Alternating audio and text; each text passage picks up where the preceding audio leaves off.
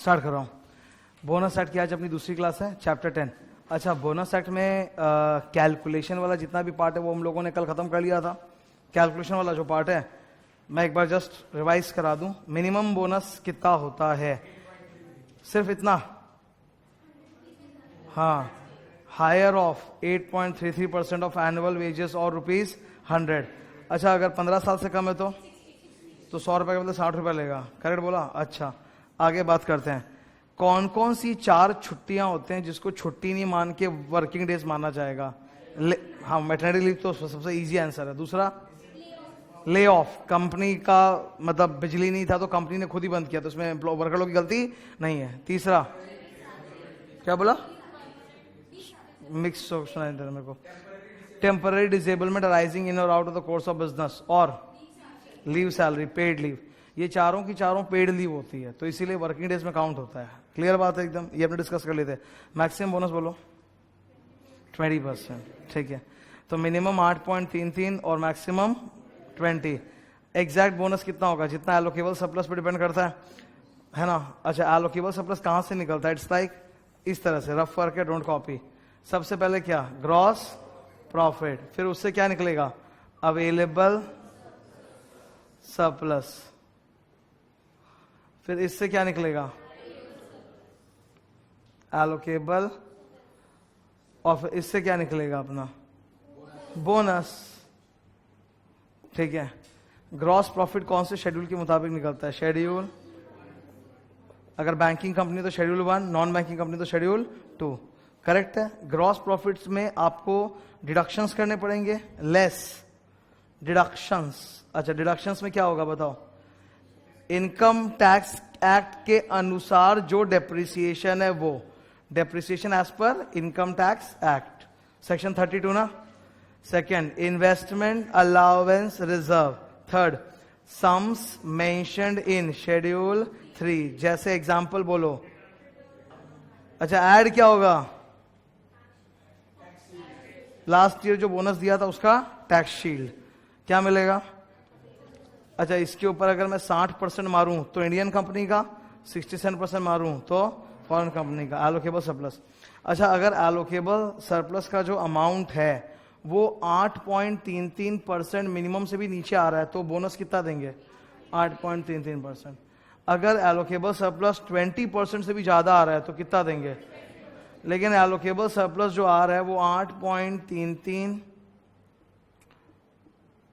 और 20 के बीच में, तो जो है वही दे देंगे। ठीक है, एकदम करेक्ट है। ये सारा मैथ्स अपने कर लिए थे। देखा, मैथ्स याद करना आसान होता है, अगर थ्योरी की तरह याद करते ना, अवेलेबल सरप्लस एलोकेबल सरप्लस हो नहीं पाता। अच्छा, किसी साल अगर मान लो एलोकेबल सरप्लस कम था फिर भी आपने 8.33% दिया है तो डेफिसिट अपने जेब से निकाल के दिया है ना, इसका अगले साल सेट ऑफ मिलेगा कि नहीं मिलेगा? कब तक? 4 साल। अगर किसी साल एलोकेबल सरप्लस 20% से बहुत ज्यादा है तो आगे जाएगा क्या वो? हाँ, अरे हाँ, सेट ऑन आगे जाएगा। आगे पूरा जाएगा क्या? आगे पूरा जाएगा क्या? 20% जितना जाएगा, बताया था ना। मान लो कि एलोकेबल सरप्लस बहुत ज्यादा आ गया, एलोकेबल सरप्लस 70% जितना है, तो पूरा बैलेंस 50 ले जाओगे क्या? खाली 20%? खाली 20% तक सेट ऑन जाएगा। और कितने साल तक जाएगा? 4 साल तक जाएगा। एकदम correct. Set on set of का भी अपने सम्स किए थे। ठीक है, तो ये न्यूमेरिकली याद करना कितना इजी है। 2 दिन हो गया, परसों पढ़े थे ये, फिर भी याद है अभी तक। थ्योरी में यही चीज याद नहीं रहता, न्यूमेरिकली में ये सब चीज याद रह जाती है। तो अब क्या कर सकते हैं? सारा का सारा तो नंबर्स में बनाया नहीं जा सकता, थ्योरी भी रहेगा ही, पढ़ते हैं। तो आज हम लोग चैप्टर के बिगिनिंग पे आते हैं और जितना भी हम लोगों का पेंडिंग पोर्शन है वो कंप्लीट करते हैं। अब मैंने और भी बहुत सारी चीजें बताई थी, देखें वो याद आ रहा है कि नहीं। कौन कौन से एस्टैब्लिशमेंट पर ये बोनस एक्ट अप्लाई करता है? फैक्ट्री, हर वो एस्टैब्लिशमेंट जिसमें 20 और मोर वर्कर्स हैं। भारत सरकार चाहे तो 10 से 19 एम्प्लॉइज वाले एस्टैब्लिशमेंट भी नोटिफाई कर सकता है। एक बार आप पे लग गया तो लग गया, बाद में अगर गिर भी गया तो कोई फर्क नहीं पड़ता। अच्छा, कौन कौन से एस्टैब्लिशमेंट जिसमें बोनस एक्ट नहीं लगता? LIC, UTI, RBI, NABARD, IDB, STEDB, IFCI, red cross society, hospital, charitable non profit organisation, defence employ, sea worker, ये सब इन पे नहीं लगता। अच्छा, एस्टैब्लिशमेंट इन पब्लिक सेक्टर कितना होता है? 51 की 40%? 40%, if they make goods and services in competition with the private sector. Correct बात है ना? ठीक है। अच्छा, ये establishment in private sector, establishment public sector जो होता है, इस पे बोनस एक्ट अप्लाई करने के लिए ट्विन कंडीशन है। नंबर 1, एक तो they must produce goods and services in competition with private sector, and second, in goods and services से इनकी कमाई 20% ऑफ ग्रॉस इनकम या उससे ज्यादा होना चाहिए। याद रहेगा ना, 20% भी है इसमें। क्लियर है ना? ये भी तो अपने पढ़े थे। Come to page 10.3, you must be on page 10.3। तो पेज 10.3 पे नीचे एक टॉपिक दिख रहा है, कॉम्पोजिट एस्टैब्लिशमेंट। मिला क्या कॉम्पोजिट एस्टैब्लिशमेंट? अच्छा, ये कॉम्पोजिट एस्टैब्लिशमेंट का क्या चक्कर है, पूरा डिस्कस करूं, स्टार्ट करूं।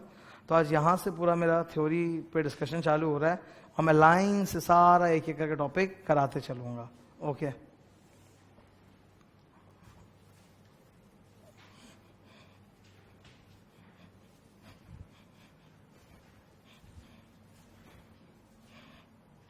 इधर देखो, छोटा सा एक डायग्राम बनाऊंगा, अगर हो सके तो वहीं पे नीचे कॉपी कर लो पेज 10.3 पे।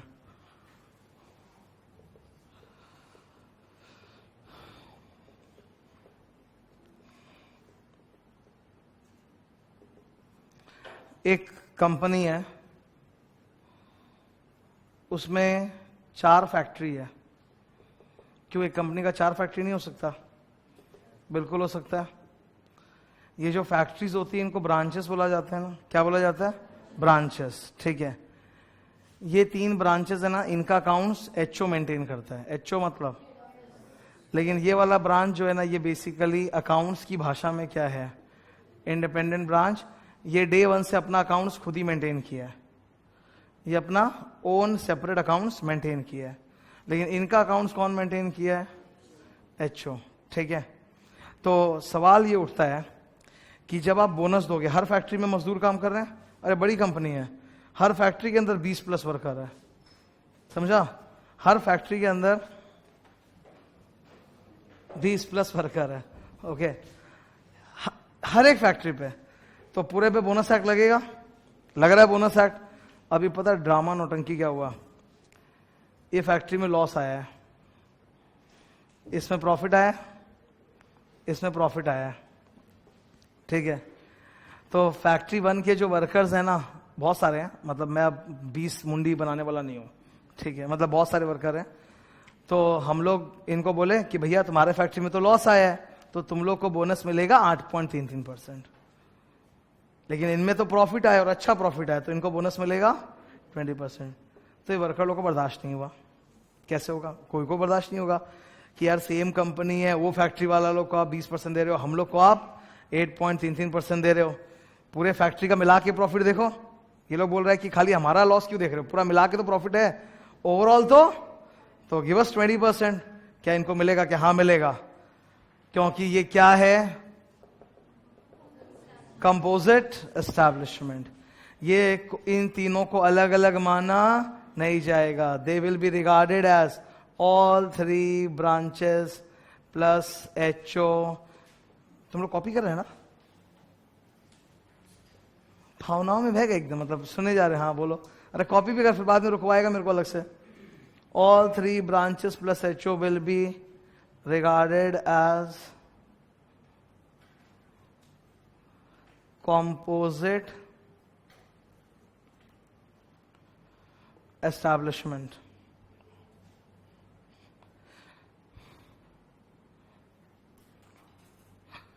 All 3 branches plus HO will be regarded as composite establishment. एक चीज बताना, कितने जन का फर्स्ट ईयर का एग्जाम है तुम लोगों का सामने, जो अभी 2 जुलाई को हो रहा है? बस, दैट्स ऑल। ठीक है, all 3 branches plus HO will be regarded as composite establishment. क्या मानेंगे इसको? कॉम्पोजिट। तो अलग अलग लॉस प्रॉफिट देखेंगे कि मिला के एक साथ देखेंगे? So therefore loss oblique profit should be combined. अलग अलग नहीं देखना है, कंबाइंड देखना है। तो कंबाइन तो प्रॉफिट है, तो सबको 20% मिलेगा। इन लोगों को भी कितना मिलेगा? 20। अब ये लोग खुश हो गए? बहुत खुश, खूब खूब खूब खुश। इधर आते हैं। फैक्ट्री 4 अलग है, वो लोग अपना अकाउंट शुरू दिन से मेंटेन कर रहे हैं, इंडिपेंडेंट ब्रांच अपना अकाउंट्स अलग से मेंटेन कर रहा है ना, तो इनको तो मालूम होगा इनका प्रॉफिट है कि लॉस, घाटा आया है। अब इसमें भी वर्कर्स थे,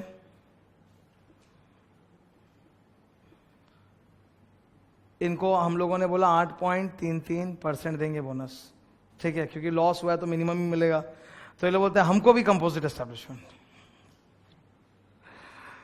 होगा क्या? No, this is treated as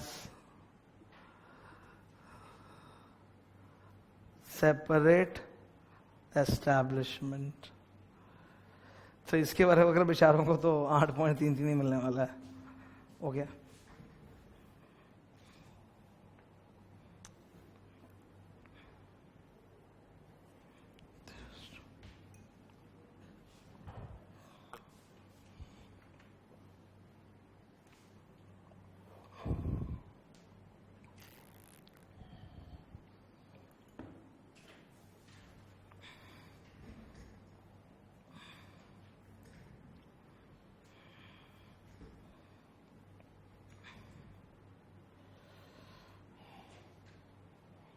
okay, ये क्लियर एकदम, ठीक है।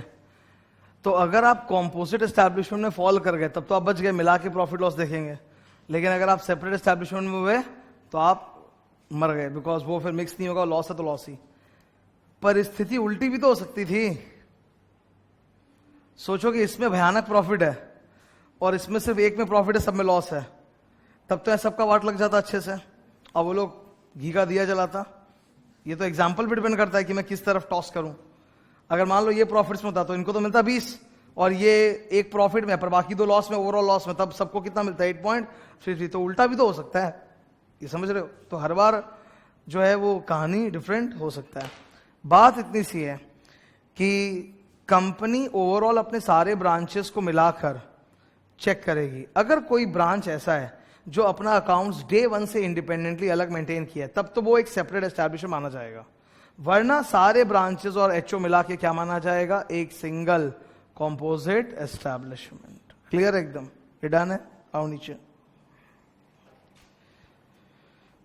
ठीक है, पढ़ें, क्वेश्चन पढ़ो क्या लिखा है। If a management has a number of departments, undertakings और branches, should they be treated as separate establishment और as a composite establishment? Yes बोलूं कि नो बोलूं कि चुप रहूं? चुप तो रह नहीं सकता, यस और नो बोल नहीं सकता, बिकॉज अगर इंडिपेंडेंट अकाउंट्स है तो सेपरेट, और अगर इंडिपेंडेंट अकाउंट्स नहीं है तो कॉम्पोजिट। तो दो तरफा आंसर है, ठीक है। वो सारा आंसर नीचे लिखा हुआ है, प्रिंट में लिखो, रेफर एग्जाम्पल। मेरा एग्जाम्पल देखोगे ना, उससे इतना जबरदस्त याद होगा जितना बुक पढ़ के भी याद नहीं होगा। पलटो, क्वेश्चन पढ़ते आओ। अगले पेज पे एक क्वेश्चन डाला है, टी लिमिटेड, बोलो आज इधर। T Limited carries on 3 business ventures, that is manufacturing, sugar, cement, heavy engineering, machinery। तो भाई इनके 3 धंधे हैं और बेटा दो, इनके 3 धंधे हैं और तीनों धंधे अलग अलग हैं, तो क्या वो कंबाइंड एस्टैब्लिशमेंट माने जाएंगे? तो हम लोग बोलेंगे कि अगर इन तीनों बिजनेसेस का मिला के एक साथ ही अकाउंट्स बनता है तब तो कॉम्पोजिट, लेकिन अगर अलग अलग कोई इंडिपेंडेंट अपना अकाउंट्स मेंटेन करता है तो सेपरेट एस्टैब्लिशमेंट। ठीक है, समझ गया बात को? आओ लिखते हैं इसको, क्वेश्चन पढ़ो तो।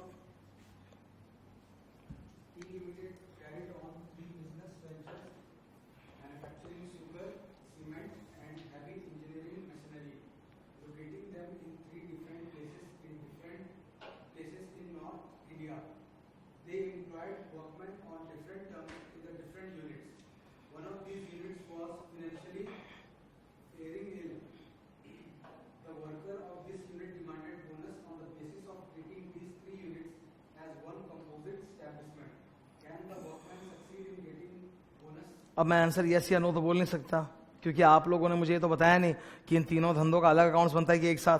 ऐसे मैं तुमको अपनी बात अगर मेरे को बोलना हो ना, मैं अपना बात बोल रहा हूँ, एग्जाम का नहीं, मैं अपना बात बोलूँ अगर, तो प्रैक्टिकली सोचो, अगर आपका धंधा ही अलग अलग चीजों का है, शुगर, सीमेंट और इंजीनियरिंग, तो खाता तो अलग ही बनेगा, मिक्स तो बन नहीं सकता। अरे शुगर का अलग, तो अगर अलग अलग अकाउंट्स बनता है तब तो सब सेपरेट एस्टैब्लिशमेंट है। फिर ये जो वर्कर लोग बोल रहे हैं कि हमको भी कॉम्पोजिट करो, इनकी बकवास नहीं सुनेंगे, इनको कम मिलेगा तो कम ही मिलेगा bonus 8.33। That is the most practical thing that happens. पर एग्जाम में हम क्यों स्टैंड लेने जाएगा? एग्जाम में फालतू में स्टैंड लिया कुछ और ये लोग मेरा ही काट दिए।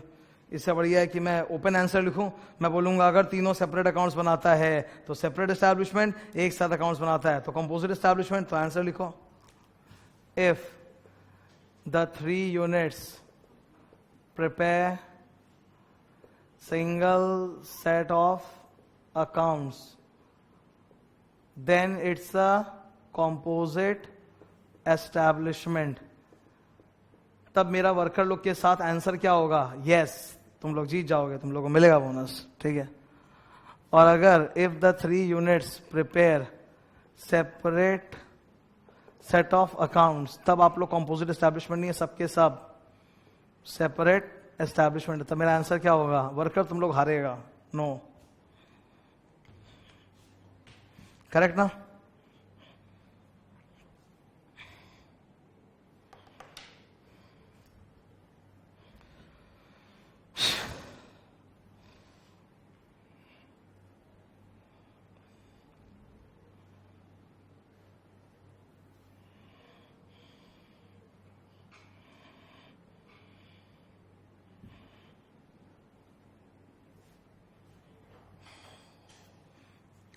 स्टार्ट करें, ठीक है? क्लियर एकदम ये चीज, कॉन्सेप्ट क्लियर है? तो आओ नीचे, नेक्स्ट टॉपिक क्या लिखा है?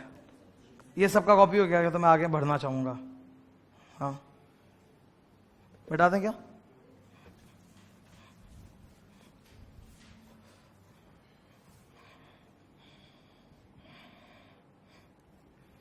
Exemptions from the act, heading दिख रहा है, एग्जेम्पशंस फ्रॉम द एक्ट। सुनो, कहानी कुछ ऐसी है, एक फैक्ट्री है, एक कंपनी है, लॉस में जा रहे हैं। उनका बहुत ब्रांच नहीं, एक ही है, एक ही फैक्ट्री, एक ही कारखाना है, और लॉस में जा रहा है। इतना भयानक लॉस में जा रहा है ना कि वर्कर लोग को सैलरी और वेजेस भी नहीं दे पा रहा है, तो बोनस तो दूर की बात है।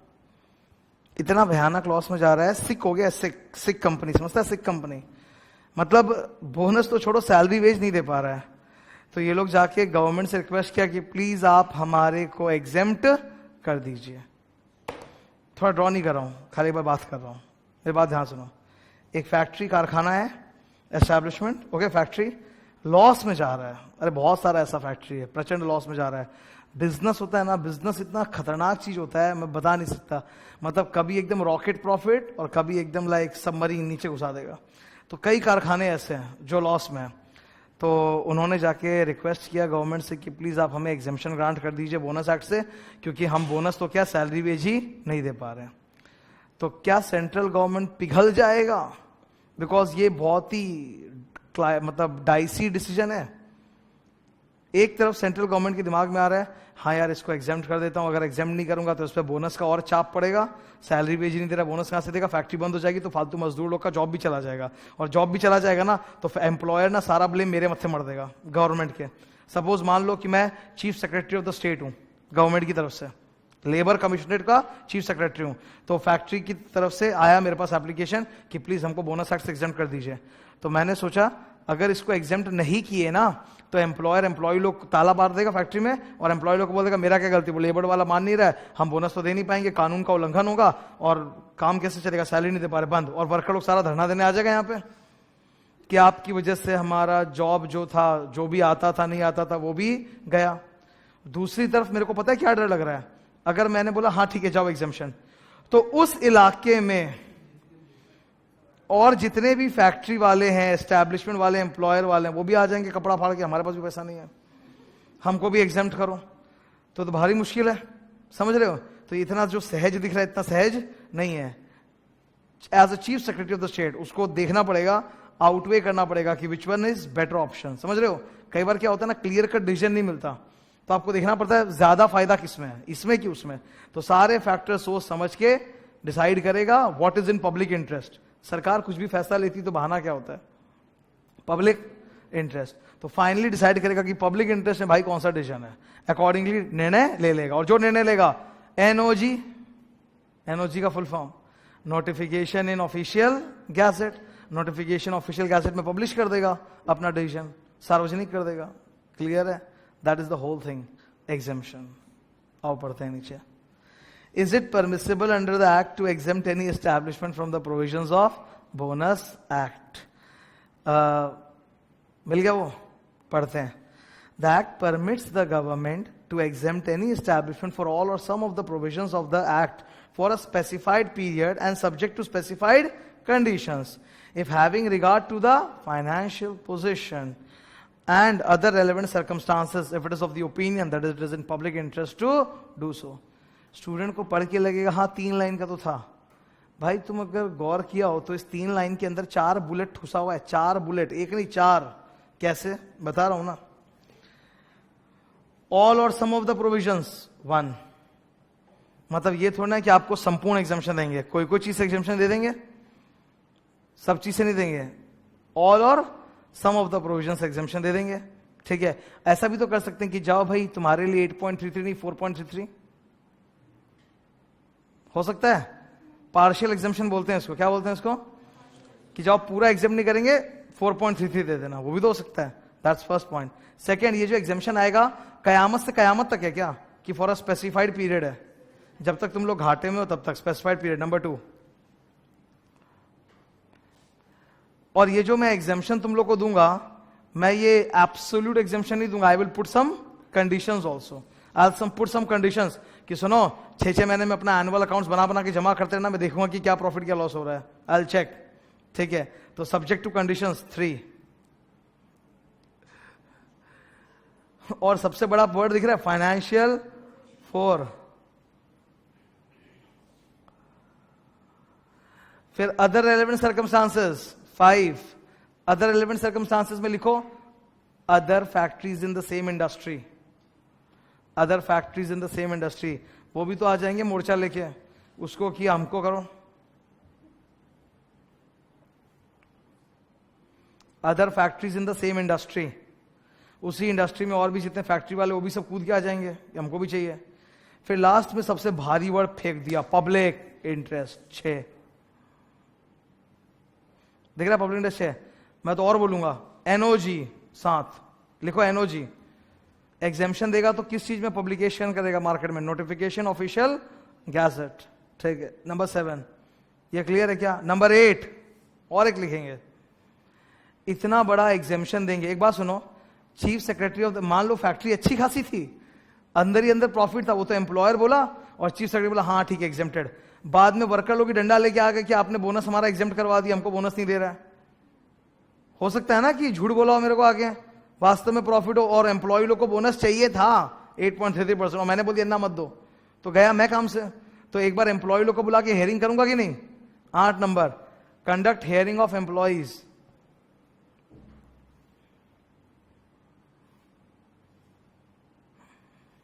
तो बहुत सारा चीज सोचना पड़ता है, फिर जाके लिखते हैं. 3 लाइन का दिख रहा था. देख रहे हो पॉइंट्स कितना. अभी सारा शब्द खा जाओ बैठ के, फिर मार्क्स गया. बोलेगा मार्क्स क्यों नहीं देता, इससे नहीं देता. तो लॉ में भाषा वैसी है, धीरे धीरे ये सब अंदर आने लग जाता है. एक एक पढ़ते पढ़ते पढ़ते पढ़ते ये पिकअप होने लग जाता है automatically. Okay, are we clear? नीचे क्वेश्चन है, उसका जवाब हो चुका. पढ़ो क्वेश्चन. कितना लंबा क्वेश्चन है. Standard Airways limited was incorporated in Chennai in the year 2005, employing 125 workmen. तो इनको तो पर लगना ही bonus act. Due to strike of workers, mismanagement of the company and accidental loss of the assets, the company suffered heavy losses continuously since its incorporation, resulting in a large part of the capital and assets getting wiped out. मतलब चौपट. Consequently, the company moved an application to government of Tamil Nadu requesting to exempt the company fully from the provisions of the Payment of Bonus Act. Decide whether government may grant exemption. लिखो yes. Dash. Write 8 points from above. Yes. Write 8 points from above. ठीक है. लिखा क्या भाई? 8 point एक बार बोलो तो मेरे को बोल के सुनाओ. नंबर 1, ऑल और some. Second, specified period, permanent नहीं है, specified period. Third, subject to condition, subject to certain conditions. 4, financial position. Other conditions जैसे all other factories in the same industry. 6, public interest, 7 NOG, 8 employ लोग का hearing. Done, clear है एकदम, great. अब definitions पे आ गए। अच्छा, इसका डेफिनेशन बहुत सरल है। इसका डेफिनेशन ना बाकी लेबर लॉस की तरह उबाऊ पकाऊ थकाऊ नहीं है, ठीक है, सिंपल एकदम, फटाफट सटासट करते हैं। सबसे पहला डेफिनेशन क्या लिखा है? सैलरी और वेजेस। क्योंकि बोनस कितना देते हैं बोलो तो मेरे को? 8.33% ऑफ वेजेस, 20% ऑफ वेजेस। तो वेजेस में क्या आएगा क्या नहीं आएगा तो जानना जरूरी है। एक लाइन में खत्म, एक लाइन में खत्म। नीचे इक्वेशन दिख रहा है क्या? मैंने अंदर एक इक्वेशन बनाया होगा बॉक्स में डाल के, पढ़ के दिखाओ तो एकदम। Salary is equal to basic salary plus DA, DA मतलब प्लस एचआरए। लिखा है क्या एचआरए उसमें? तो एक्साइटमेंट में चालू हो गया। डीए, एचआरए नहीं है वहां। डीए के बाद क्या लिखा है? Food allowance plus concessional value, value of free food supplied by the employer. तो 4 चीज आएगा बेसिक। ये जो इक्वेशन है ना, इस पे हाईलाइटर दौड़ाओ तो।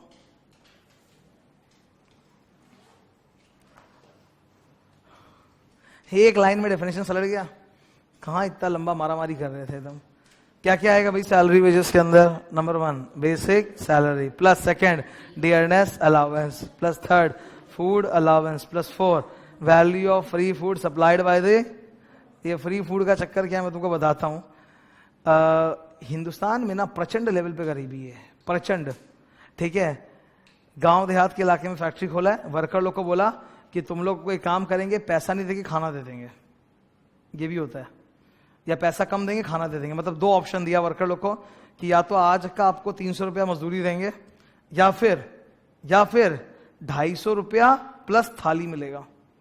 तो वर्कर में ऑप्ट फॉर 250 प्लस थाली। तो जो थाली का वैल्यू है वो ऐड होगा कि नहीं होगा? बिकॉज वो दिया तो सैलरी को कम करके ही है ना।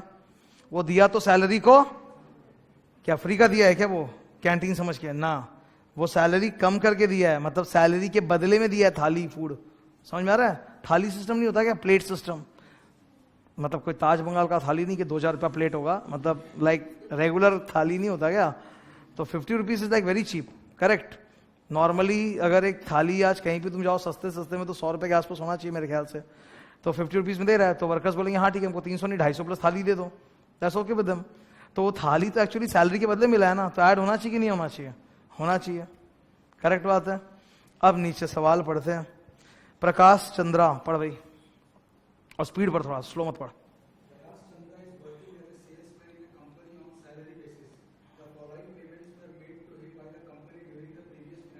हाँ सुनो भाई, अभी नीचे 4-5 आइटम दिया है, तो तुमको बताना कौन सा आइटम आएगा कौन सा नहीं आएगा। इससे आसान कुछ हो सकता है जीवन में?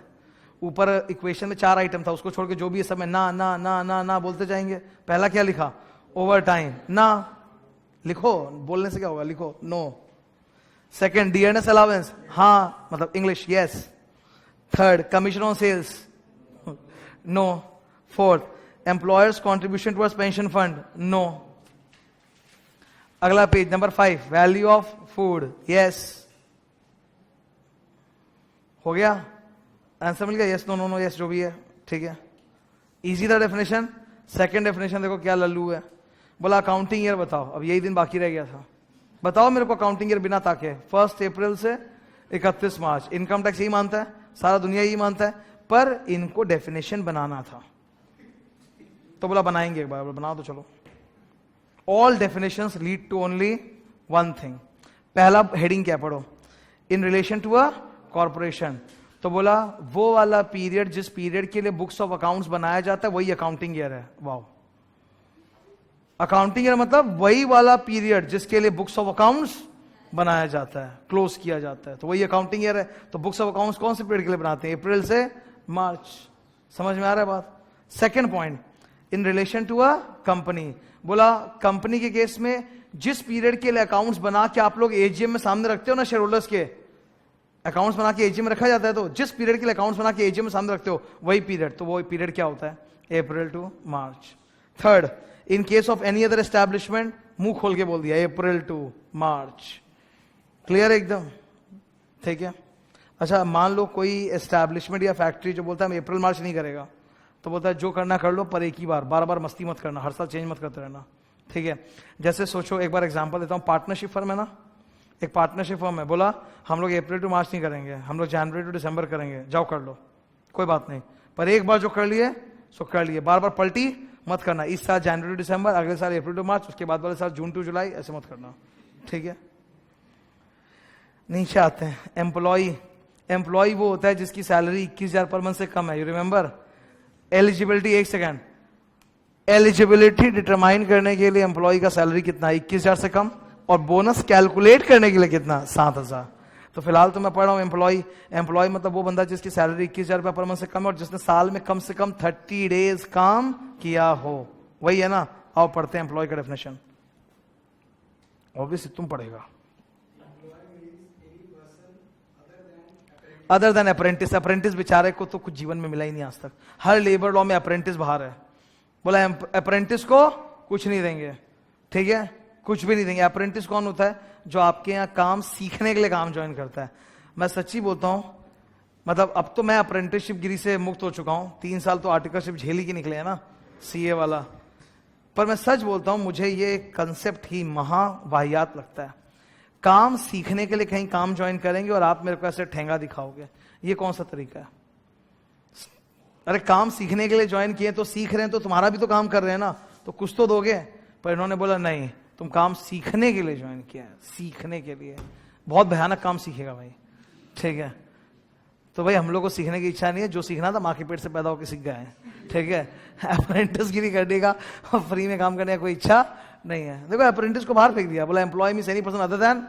तुम कोई भी लेबर लॉ उठा लो, उसमें एम्प्लॉय का डेफिनेशन में पहला line, employ means any person other than apprentice who has engaged to do supervisory, clerical, administrative, mechanical, managerial, फलाना ढिमका work of skilled, semi skilled, unskilled nature for compensation whether contractual और not. ये प्रवचन एकदम सीधा इन लोगों का चालू होता है, ठीक है। यहां भी वही है। पर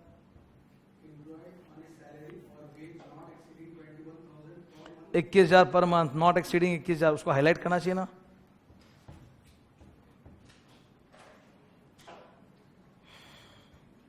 नॉट एक्सीडिंग 21,000 पर मंथ। अब वो चालू हो गया, skilled, unskilled, manual, supervisory, managerial, administrative, technical, clerical, फलाना ढिमका, whether the terms of employment are expressed और इम्प्लाइड, ठीक है। फिर ब्रैकेट में देखो मैंने अप्रेंटिस का मतलब लिखा है, apprentice is a young person, ठीक है, who works for employer for a fixed period in order to learn skills of the job, कि काम करते कैसे, क्योंकि आता तो था ही नहीं कुछ जीवन में। कोई कोई कंपनी है जो अप्रेंटिस लोग को बहुत भयानक पैसा देता है, एज मच एज लाइक तुम समझ लो जितना सैलरी का पैसा होता है। विप्रो 25,000 देता है, गोल्डमैन सैक्स 40,000 देता है पर मंथ, तो सैलरी के बराबर का देता है ऑलमोस्ट। सैलरी उनका ज्यादा है, उनका सैलरी इज आई थिंक 75-80 हजार, दैट मच। तो अच्छा देते हैं वो लोग अप्रेंटिस को। क्या नीचे आते हैं question, a workshop is employing 50 workman, 50 more than 20 हुआ कि नहीं, बोनस लगेगा, हाँ लगेगा। आगे, a shop supervisor is drawing monthly wages of 12,000, भाई 12,000 21,000 से कम है कि नहीं है, मिलेगा बोनस, मिलेगा बोनस। पढ़ो, एचआरडी मतलब human resource department, paid annual bonus. सबसे ज्यादा तुम लोग जानते हो कि मेरा एचआर पे व्यूज क्या है, मैं पहले भी बोल चुका, नहीं सुना तो सुन लो। पूरी कंपनी में सबसे यूजलेस, वाहियात, अनप्रोडक्टिव, पिचिंग करने वाला अगर कोई डिपार्टमेंट है तो वो एचआर डिपार्टमेंट है। कोई काम नहीं जानते, कोई काम नहीं करते, पैसा दबा के लेते, ठीक है, ऐसे को बोलते हैं एचआर डिपार्टमेंट। जिनको भी अपने जीवन में बिना काम किए पैसा चाहिए, उसको कर लेना चाहिए एमबीए इन एचआर, समझा। तो एमबीए कर लो एचआर में, किसी कंपनी में जॉब पकड़ लो अगर रखता है तो, ठीक है। और फिर बिना काम किए दिन भर, बिना काम किए दिन भर खाली गॉसिप करना, इधर से उधर हांडना और लोगों को प्रवचन देना। समझ में आ रहा है, ये लोग प्रवचन देता है, इनका प्रवचन सुनोगे ना तो एचआईवी से मरोगे, बता रहा हूं। इनका प्रवचन, वो एचआईवी का रीजंस में ये रीजन वो लोग लिखना भूल गए थे कि एचआर वालों का बात सुन लो। एचआर वाले ऐसा ऐसा नालायक नालायक नालायक बात करेंगे ना, कोई सेंस ही नहीं है, नॉनसेंस, मुंह पे नॉनसेंस एकदम, मुंह खोला गोबर निकाला, ठीक है। इनको मालूम ही नहीं धंधा कैसे चलता है, कुछ नहीं मालूम इनको। ये लोग खाली ना बस बेकार का ज्ञान, एटिकेट सिखाएंगे, एटिकेट समझता है ना, हाँ एटिकेट, कि खाना खाने जाओ आप 5 स्टार होटल में क्लाइंट के साथ, तो please don't order Indian food because Indian foods are consumed with hand, doesn't look nice, so order a food which can be consumed with, वो होता है ना नाइफ फॉर्क, उससे। और मेजॉरिटी खाने में स्पून का इस्तेमाल नहीं होता भाई, समझ में आया? ये नाइफ, ये फॉर्क, नाइफ से ऐसे काटो ऐसे। तो बोला इसीलिए ना गलती से भी नान कुलचा ऑर्डर मत कर देना, वरना वो कैसे तुम समझ रहा है? कभी ट्राई किया कि नान कुलचा ऐसे नाइफ और फॉर्क से खाएगा? फाइनली खाना छोड़ के उठ जाओगे। और फिर उसमें भी ज्ञान देगा कि अगर मान लो ऐसा हुआ, तो उसमें एक डाउट पूछ लिया था, एक लड़का डाउट पूछ लिया था एचआर से कि मान लीजिए क्लाइंट ही खुद नान कुलचा मंगा लिए तो हम क्या करें?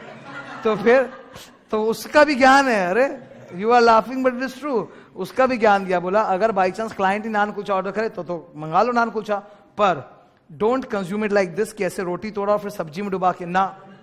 रोटी तोड़ो, ब्रेड बोलते हैं वो लोग, रोटी नहीं बोलते, नान कुलचा नहीं बोलते, called bread, bread high posh bread. You tear the bread, put it in a mouth, take small pieces of bread, और जो वो डिश है ना, डिश जो भी मंगाया होगा पनीर टनीर, you consume it with spoon. समझ में आया? ऐसा खाने का। देखो फ्री में तुम्हारा एचआर का ट्रेनिंग हो रहा है यहाँ पे, इसका कोई ज्ञान नहीं, एकदम फोकट ट्रेनिंग।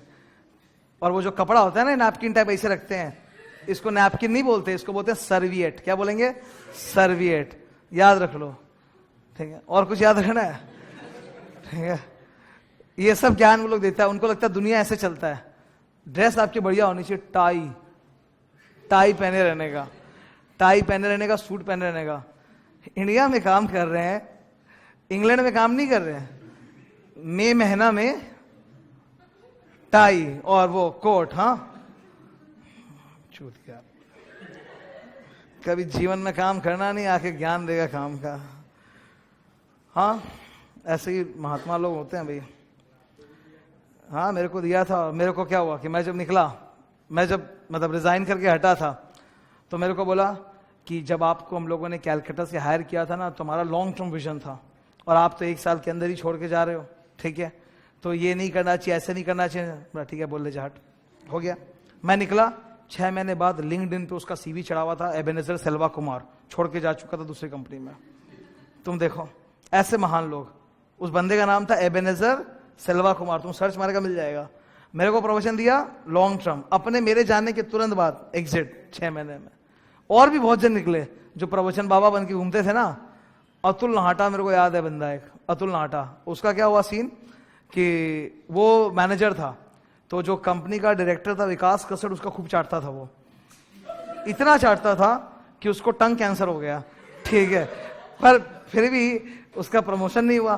तो अगेन मेरे एग्जिट के बाद 6 महीने बाद पता चलता है कि वो जाके एबी मॉली ज्वाइन कर लिया है, अपने क्लाइंट को ज्वाइन कर लिया है, कॉर्पोरेट। आओ भाई, एचआर डिपार्टमेंट क्या बोलता है सुनो। HR department paid annual bonus to all employees except the supervisor. Supervisor बोलता है कि वो जो बंदा है ना, क्या नाम था उसका, अच्छा नाम नहीं दिया। एचआर डिपार्टमेंट सुपरवाइजर को बोलता है कि तुम्हारी तो तनख्वाह 12,000 रुपए महीने की है ना, तो तुमको बोनस नहीं मिलेगा। क्यों नहीं मिलेगा रे? 12,000 इज लेस देन 21,000 मिलेगा। तो एचआर डिपार्टमेंट रॉन्ग है, ठीक है? आंसर अगले पेज में जाओ, देखो क्या लिखा है। The HR department view is not correct. Got that ना? क्लियर है ना? टाई पहने रहना।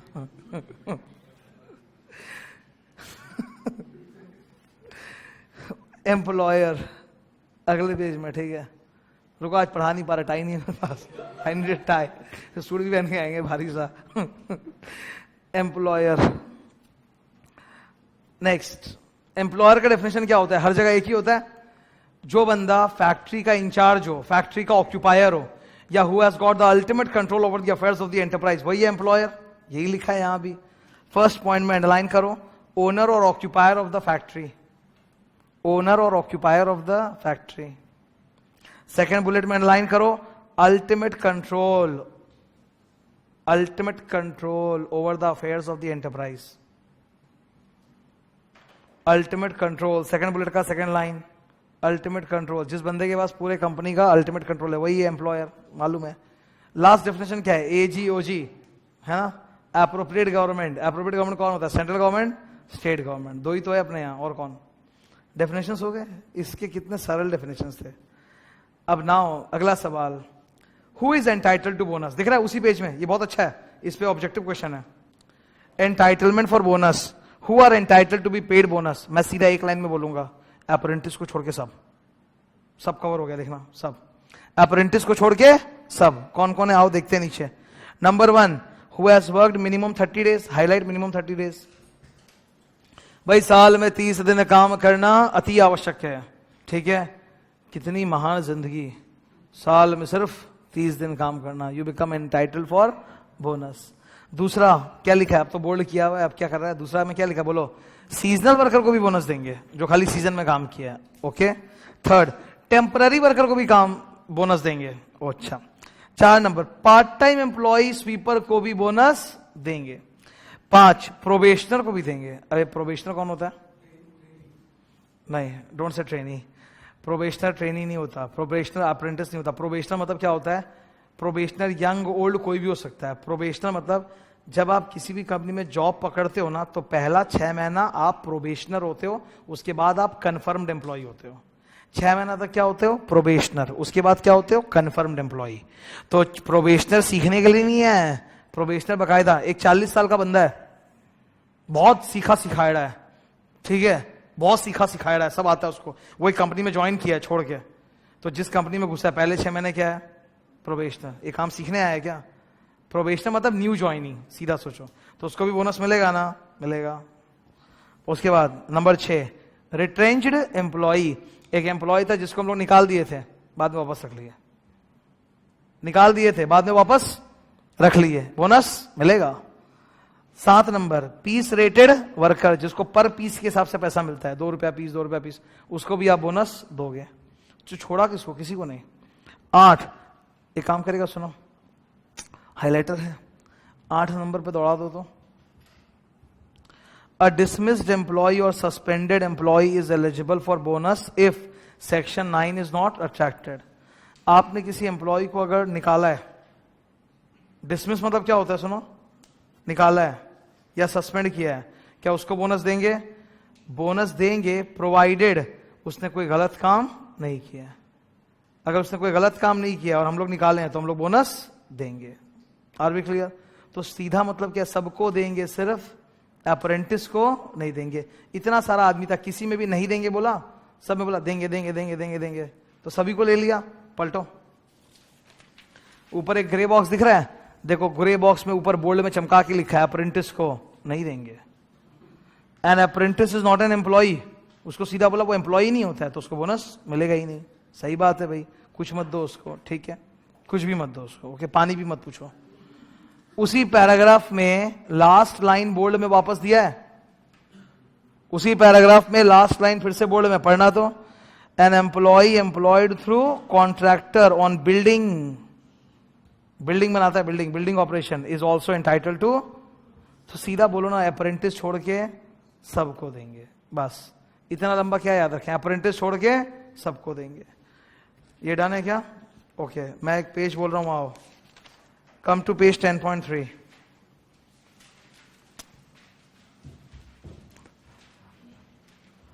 10.3 में नीचे एक क्वेश्चन था जिसमें बुलेट्स था ना, 2 बुलेट पढ़ लिए थे, 3 बुलेट छोड़ दिए थे। अरे मिला क्या तेरे को? हाँ मिल गया। पहला बुलेट क्या है बोल, अ यूनिवर्सिटी टीचर, उसमें तुम नो लिखा होगा। सेकंड क्या है, नाबार्ड, नो। अब third, a reinstated employ without wages for the period of dismissal, एक एम्प्लॉय है उसको आप निकाल लेते फिर रख लिए, देंगे ना? यस। 4 नंबर, अ रिट्रेंच्ड एम्प्लॉय, अबे रिट्रेंच्ड को भी देते हैं ना, अगर वो 30 दिन काम किया और 21,000 से कम है तो। A retrenched employ who work for 45 days, ये तो बहुत काम कर लिया जीवन में, मोर देन 30 दिन किया है ना, मिलेगा। और सैलरी कितनी इसकी? बहुत ज्यादा कम है, 21,000 से तो कम है, मिलेगा। Yes yes. An apprentice, no. Come to page 10.9. 10.9 पे आ जाओ ना जल्दी। 10.9 में एक नीचे क्वेश्चन दिख रहा है क्या, लास्ट में एकदम नीचे एक क्वेश्चन है, देखो उसमें 4 बुलेट्स है, चलो बताओ yes no no no. Number 1 apprentice, no. Number 2 employ, रुक जाओ, नंबर 2 खतरनाक है। एम्प्लॉय डिसमिस्ड, वो ठीक है, ऑन द ग्राउंड ऑफ, हाँ तो भाई गलत काम कर रहा था, निकाला है, देंगे क्या? No, underline misconduct. 3 number temporary workman, temporary को भी देते हैं, यस। 4 piece rated, yes. यहां तक सही है क्या सबको? एक बार पेज 10.8 पर आओगे। 10.8 10.8 के मिडल में देखो एक क्वेश्चन है जिसमें 5 बुलेट दिख रहा होगा, मिल गया? फर्स्ट बुलेट क्या बोला है? Apprentice, no. Second probationer, yes, सही है ना, probationer, yes. Third employ employed through contractor on building operation, yes. 4 number retrenched employ, yes. Last dismissed employ reinstated, reinstate मतलब वापस रख लिए, यस। कितना easy, yes no no no. का 100 mark का पेपर ऐसा होगा, यस नो नो यस। आधा घंटा में हॉल के बाहर, मार्क्स कितना है? 100 आउट ऑफ 100 पर ऐसा होगा नहीं, ये क्लियर है? अब सुनो एक भयंकर चीज, एक एम्प्लॉय है हमारा, एक एम्प्लॉय फैक्ट्री में काम करता है, सुबह सवेरे दारू पी के आ गया, ठीक है, पूरी फैक्ट्री में गंदगी मचा रखा है, इसको मिसकंडक्ट बोलते हैं ना, तो उसको निकाल दिया, निकाल दिया। Is he eligible for bonus? No. दूसरा सुनो, एक एम्प्लॉय है फैक्ट्री में आया गट्टा लेके पिस्टल, लोकल देसी पिस्टल को बोलते हैं, ठीक है, जाके एमडी के सर पे देंगे क्या इसको बोनस? नहीं। एक एम्प्लॉय आया नेक्स्ट, ठीक है, वो पूरा दंगा फसाद के मूड में, रायटस बिहेवियर, समझता है, दंगा फसाद, लड़ाई झगड़ा, मारा कुट्टी कर रहा है, लोट पोट रहा है जमीन पे, मिलेगा बोनस? नहीं। और एक महान एम्प्लॉय है, ठीक है, जा रहा था रात को घर, तो अकाउंट्स डिपार्टमेंट में घुस गया, लैपटॉप पड़ा हुआ था, बोला यहां क्या कर रहा है, लेके चला गया अपने से, ठीक, घर में वीडियो गेम खेलेंगे। तो ये तो चोर है, ये तो कंपनी का प्रॉपर्टी चोरी करके ले आ रहा है, तो इसको बोनस देंगे? भाई बात सिंपल सी है, अगर आप घटिया काम करने वाले एम्प्लॉय में से हो तो आपको बोनस, अगर आपने फ्रूट किया है, क्या किया है?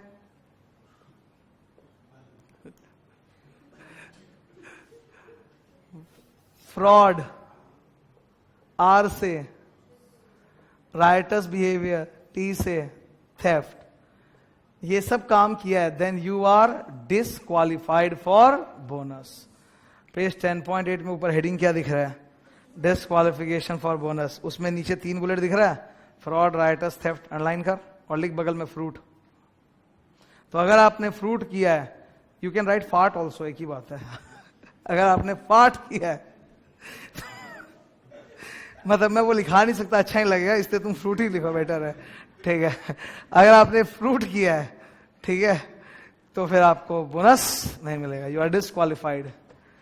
ओके, तो नंबर 1 क्या किया तुमने? फ्रॉड।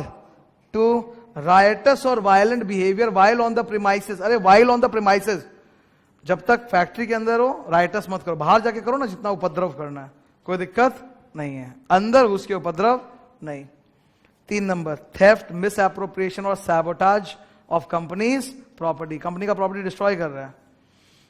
लैपटॉप था, उसको ऐसे कूट रहा है, बोला क्या कर रहे, बस साफ कर रहे हैं, घर में कपड़ा ऐसे धोते हैं, पर भाई लैपटॉप ऐसे धोने का चीज नहीं है ना, फटक फटक के, ठीक है, समझ गया? लैपटॉप के बाल्टी में डुबा के साबुन सर्फ से रगड़ेगा तो ये सब काम कर रहा है, तो बोनस मिलने वाला तो नहीं है। ओके ग्रेट, इस पे क्वेश्चंस है। आओ नीचे, ये फ्रूट याद रहेगा तुम लोगों को? हाँ याद रहेगा। नीचे एक बड़ा क्वेश्चन दिख रहा है क्या, मैं वो डिस्कस करना चाहता हूं, मेरी बात को ध्यान से सुनो। आपके एस्टैब्लिशमेंट में मोर देन 20 एम्प्लॉइज है, लग गया बोनस एक्ट?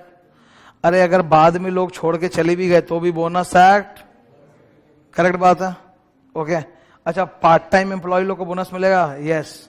टेम्पररी वर्कर को बोनस मिलेगा? Yes. Only condition is come से कम साल में कितना दिन काम किया है। अच्छा, जो लोग 30 दिन से कम काम किया वो नहीं मिलेगा। क्वेश्चन पढ़ते हैं, आओ, लंबा क्वेश्चन है थोड़ा, पढ़।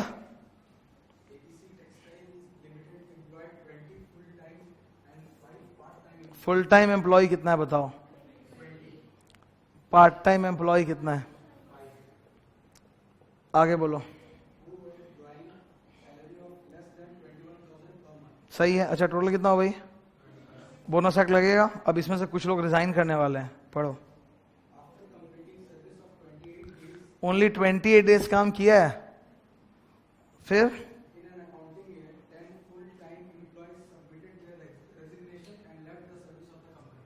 अच्छा तो अब बचा कितना? ठीक है आगे।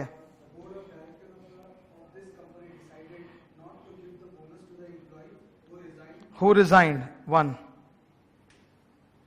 बोला जो रिजाइन करा उसको नहीं देंगे। हाँ नहीं देंगे। क्यों नहीं देंगे बोलो? सही बात। आगे।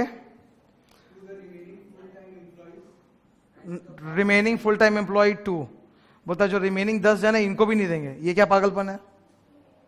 और उसके बाद देखो क्या लिखा है, and to the part time employ 3।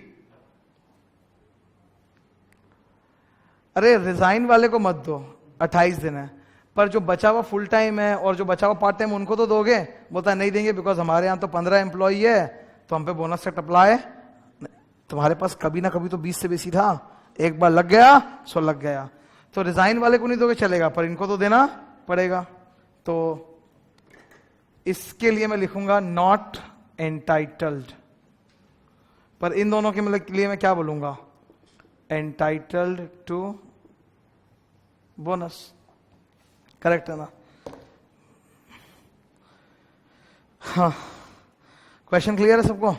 एक काम करो, नीचे वहां खाली जगह है क्या?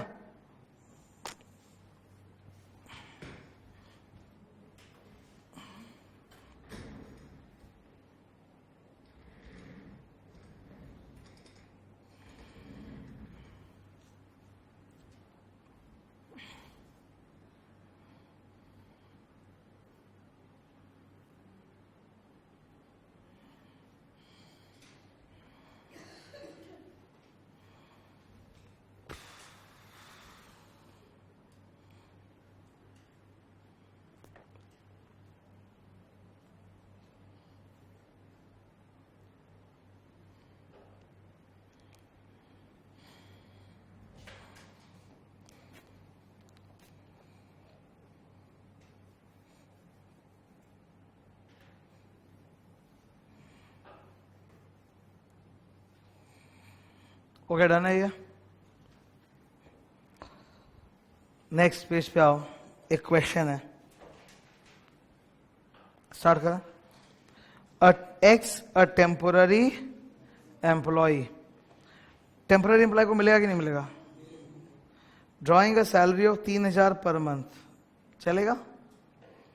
इन an establishment to which payment of bonus act applies was prevented by the employer from working in the establishment for 2 months pending certain inquiry।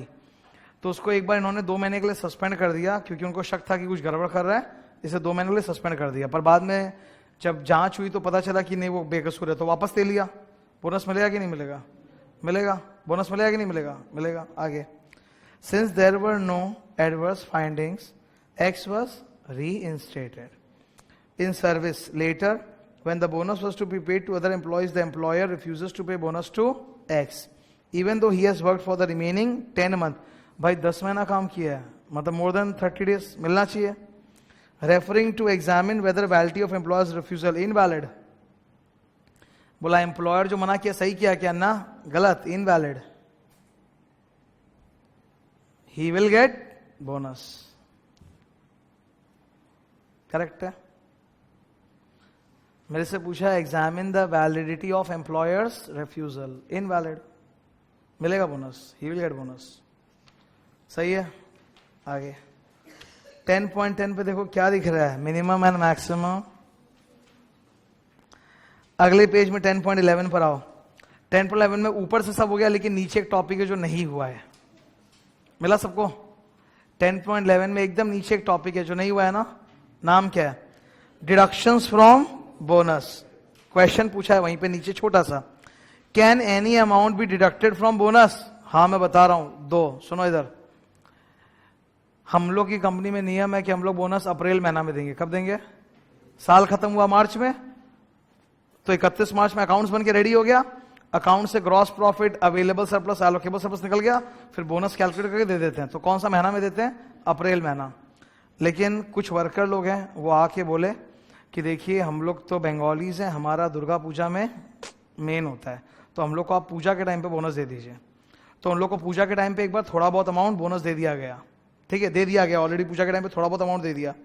अब अप्रैल महीना में जब बोनस कैलकुलेट हुआ तो उनका बोनस थोड़ा ज्यादा आ रहा है, तो अब मैं उनको पूरा पैसा दूंगा कि वो जो पूजा में दिया तो काट के देंगे? वो तो काट के देंगे ना। अगर कंपनी में बीच में दिवाली बोनस या पूजा बोनस बोल के दे दिया गया है, तो जब आप लास्ट में कैलकुलेट करके निकालोगे तब तो उससे वो लेस करके फिर दोगे ना, कि डबल बार दे दोगे? दिवाली में 10,000 रुपया बोनस दे चुके हैं, अप्रैल महीना में उसका बोनस कैलकुलेट होकर आया 13,000 रुपया, तो 13,000 दोगे कि 3,000 दोगे? 3,000। सही बात है ना ये। दूसरी बात सुनो, अगर उसने कंपनी की प्रॉपर्टी को कोई नुकसान पहुंचाया है, तोड़ा फोड़ा हुआ है, तो जितना प्रॉपर्टी को नुकसान पहुंचाया उतना उसके बोनस से काट सकते हैं, सिर्फ उसी साल कटेगा। क्या मतलब? एक एम्प्लॉई है जिसका बोनस आ रहा है 15,000 रुपया, ठीक है, लैपटॉप तोड़ दिया उसने 50,000 का, तो उसके बोनस से माइनस होगा, जितना बोनस है उतना माइनस कर दिए 15,000। हम लोग बोले देखो 50,000 का लैपटॉप तोड़े थे, 15,000 तो इस साल का बोनस कट गया, बाकी 35,000 आगे के सालों में काटेंगे ना। जितना काटना है मैक्सिमम 20 साल कटेगा, अब अगले साल कुछ नहीं कटेगा। एम्प्लॉय खूब खुश हुआ, एम्प्लॉय बोला अब तो 2 और तोड़ के जाऊंगा, ठीक है, क्योंकि आप काट कितना सकते हो? सिर्फ इस साल का बोनस, उससे बेसी आप काट सकते ही नहीं हो। तो कौन सा 2 अमाउंट डिडक्ट होगा? देखो बोल्ड में लिखा है, बोल्ड में पढ़ो। Number 1 Puja bonus, customary bonus, interim bonus. दूसरा वाला पढ़ो, if is guilty of misconduct causing financial loss, तो जितने का नुकसान पहुंचा है उतना पैसा कटेगा, पर उसी साल, वो आजीवन नहीं कटता रहेगा। क्लियर है? ठीक है, आगे बढ़ते हैं। ये देख क्वेश्चन का साइज देख, साइज देख क्वेश्चन का, औकात कुछ नहीं है इसका, मैं बता रहा हूं, लल्लू क्वेश्चन है एकदम। खिलौना बनाने वाली कंपनी है, ठीक है, क्या बनाती है? खिलौना। जब बोनस देने का टाइम आया ना, तो वर्कर लोग को बोला पैसा लेके क्या करेगा? लो खिलौना खेलो। बोनस आप मनी में दोगे कि खिलौना पकड़ा दोगे? मनी में दोगे ना। मतलब कल से मैं सारे स्टाफ को सैलरी नहीं दूंगा, बुक्स पढ़ा ले जाओ भाई, ये चलेगा क्या? ये तो होने से था। आईटीसी अपने सारे स्टाफ को बोलेगा सैलरी बंद, अब से सिगरेट, आटा, साबुन समझ में आया? वो सब देना चालू कर देगा तो चलेगा थोड़ा ना। अब पढ़ते हैं, स्काई पार्क वुडन टॉयज, ऊपर से लकड़ी का खिलौना है, बताओ कौन खेलता है इससे? पढ़।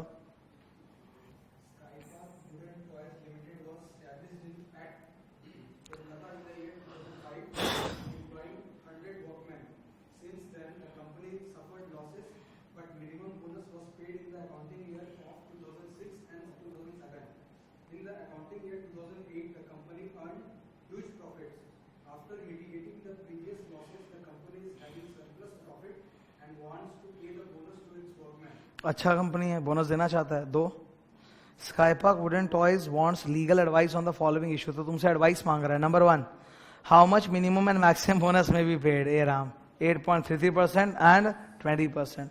Second, whether the company may adjust the Puja bonus already paid to the workman? Yes, हाँ, पूजा बोनस तो लेस करेगा ना। 3 number, company wants to give wooden toys as bonus as instead of cash? No.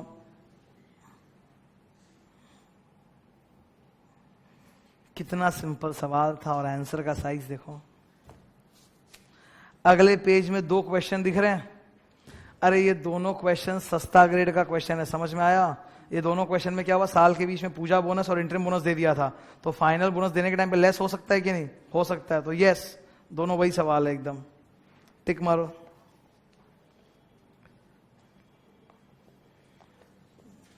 Okay, next.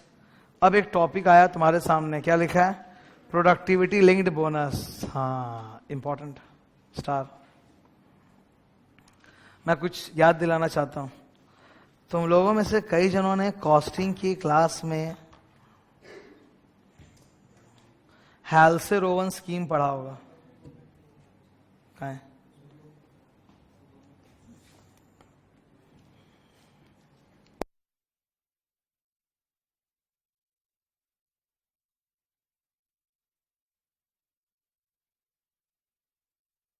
हेल्से Rowan scheme सुना है नाम? कितने जने नहीं सुना हेल्से रोवन सुना? हाँ भाई सुना था, सुना हेल्से की हंसले, हेल्से रोवन स्कीम कॉस्ट में आता है ना। बोला वो जो दोनों स्कीम पढ़े हो ना हेल्से रोवन, वो प्रोडक्टिविटी लिंक्ड बोनस है। क्या मतलब इसका? प्रोडक्टिविटी लिंक्ड बोनस का मतलब होता है जो जितना ज्यादा मेहनत करेगा उसको उतना ज्यादा बोनस। ऐसा बोनस यहां कहीं पढ़ाए हैं? नहीं, यहां तो सबको सेम मिलेगा ना। अच्छा ऐसा हो सकता है क्या, हम लोग का एलोकेबल सरप्लस 17% निकल के आया, कितना आया? 17%, तो सबको कितना मिलना चाहिए? 17। लेकिन एम्प्लॉयर बोला सबको 17 नहीं देंगे, ये अच्छा काम किया था इसको 19 देंगे, ये घटिया काम की थी इसको 15 देंगे। ऐसा हो सकता है क्या? बोनस साइड बोलता है सबको सेम बोनस का रेट मिलना चाहिए, सेम अमाउंट नहीं, सेम रेट, करेक्ट। लेकिन एक फैक्ट्री में कई मजदूर लोग हैं जो बहुत ही टैलेंटेड और मेहनती हैं, वो चाहते हैं कि हमारे यहाँ बोनस काम के हिसाब से मिले, सबको इक्वल नहीं मिले। प्रोडक्टिविटी लिंक्ड बोनस मतलब जो जितना ज्यादा काम करेगा उसको उतना बोनस। क्या इस प्रकार से बोनस दिया जा सकता है क्या? बोला अगर आप अपनी कंपनी में इस तरह बोनस देना चाहते हो कि जो जितना ज्यादा काम करेगा उसको ज्यादा बोनस, किसी को 17%, किसी को 20, समझ रहे हो, किसी को 12, अगर ऐसा आप करना चाहते हो तो कर सकते हो, परंतु 2 कंडीशंस विल अप्लाई। नंबर 1, सारे एम्प्लॉइज एंड एम्प्लॉयर के बीच में एक रिटन एग्रीमेंट होना चाहिए, मतलब सारे एम्प्लॉइज रेडी हैं कि हाँ उनको बोनस मिलेगा अनइक्वल, प्रोडक्टिविटी बेस्ड। दूसरी बात है, आप कुछ भी कर लो, आपका मिनिमम बोनस 8.33 रहना चाहिए और मैक्सिमम 20 ही रहना चाहिए, ठीक है? समझ रहे हो बात को? अब जैसे क्या हुआ, कंपनी में ना एलोकेबल सरप्लस 15% आया, तो सबको 15% देना चाहिए। परिडो बोले नहीं, जो ज्यादा मेहनत करेगा ज्यादा, जो कम मेहनत करेगा कम। तो क्या इस तरह से उल्टा पुल्टा बोनस देना संभव है? संभव है, पर 2 conditions. Number 1, there must be an agreement. Number 1, highlight agreement.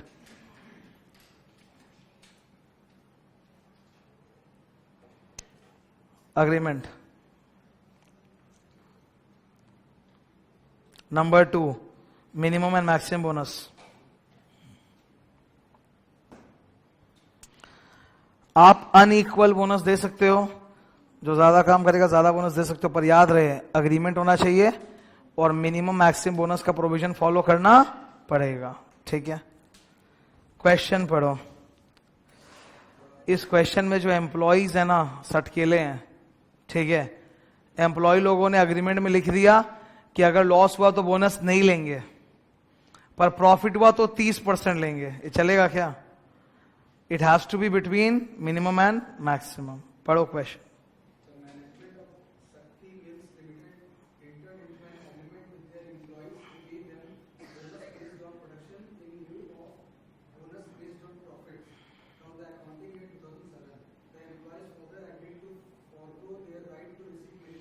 Forgo their right to receive minimum bonus. Underline करो।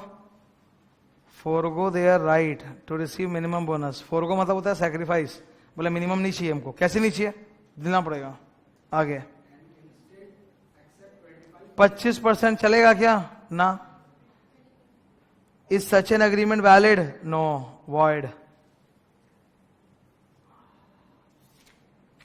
नेक्स्ट नीचे टॉपिक क्या? अवेलेबल एंड एलोकेबल कर चुके हैं, पलटो। अब 2 पेज तक पूरा सपाट हो चुका कि नहीं? करेक्ट है, कैलकुलेशंस आ गया। Turn 10.16। So finally we are where 10.16। 10.16 में टेबल के नीचे एक टॉपिक दिख रहा है, time limit for payment of bonus. तो अब बस ये 2.5-3 पेज का ज्ञान बचा है, पलट के देखो। बी हैप्पी, मिला? दिख रहा है? बस ये 2.5-3 पेज बचा है, इसके बाद बोनस एक्ट, बाय बाय। लेकिन रुको, क्वेश्चन आंसर भी तो है, तो जाओ।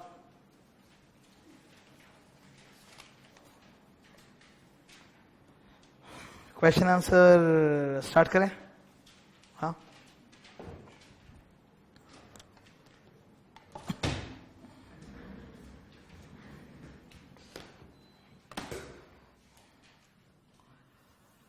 क्वेश्चन नंबर 1 हो चुका।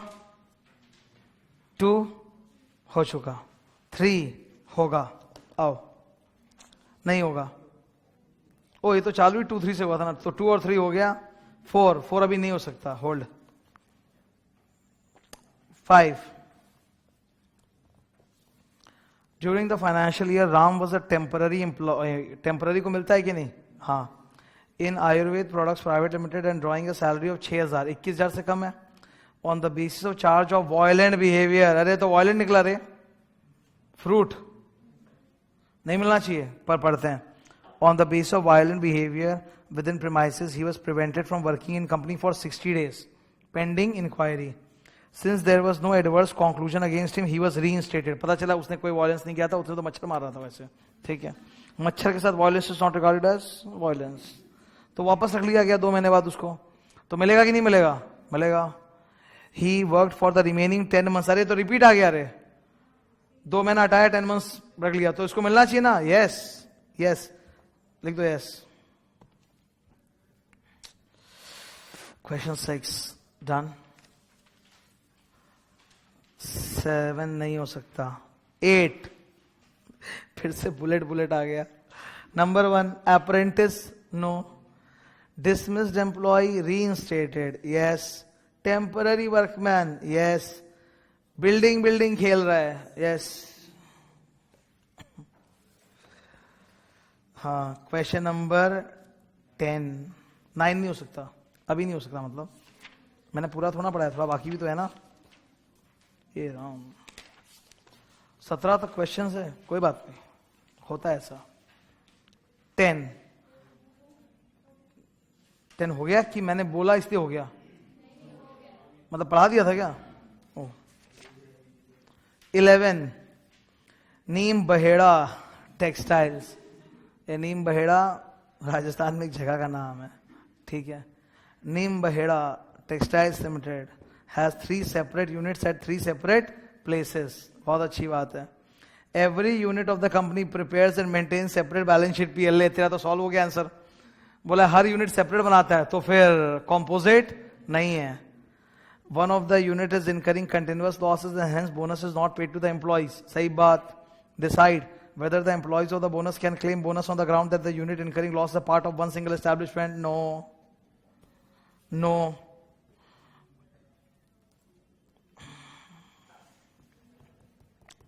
ठीक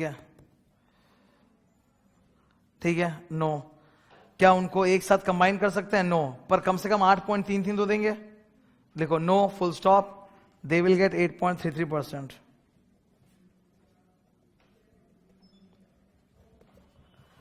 ये नहीं कि 0 दोगे भाई, 8.33 तो आपको देना पड़ेगा ही, सही है ना, नीम बहेड़ा, बहुत अच्छा, आगे फिर एक बुलेट वाला क्वेश्चन आ गया, लल्लू छाप, नंबर 1 12 का 1 अंडरलाइन,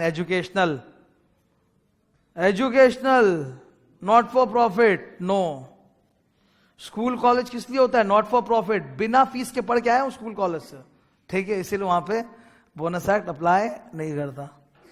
सेकेंड, फिर से इनका ये फेवरेट वर्ड है, रीइंस्टेटेड एम्प्लॉय, मिलेगा क्या, यस,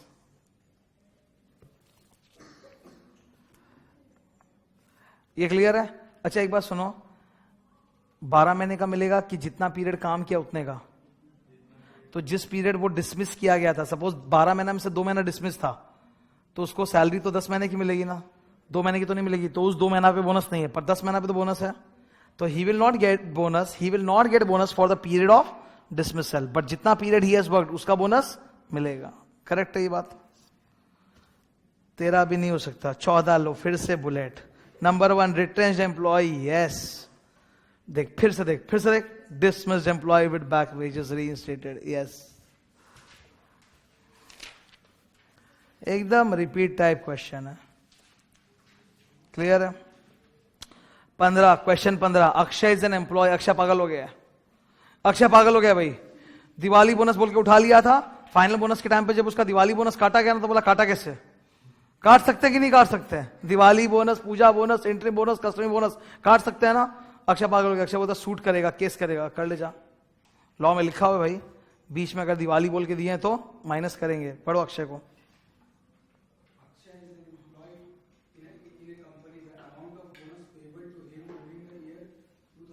1.25 लाख का बोनस क्या काम करता है भाई ये?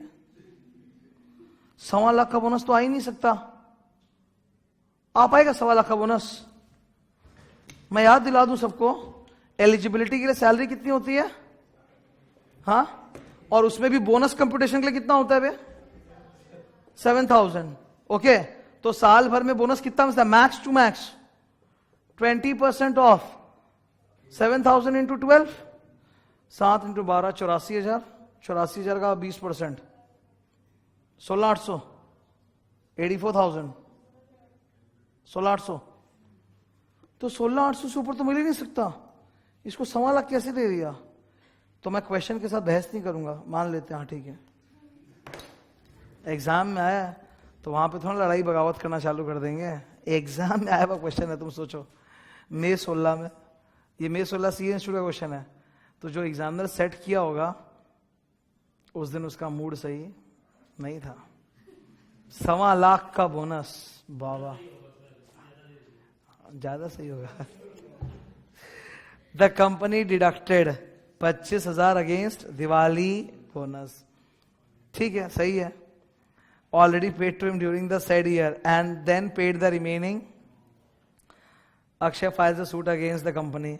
अक्षय हारेगा। Decide whether Akshay would be given relief. No.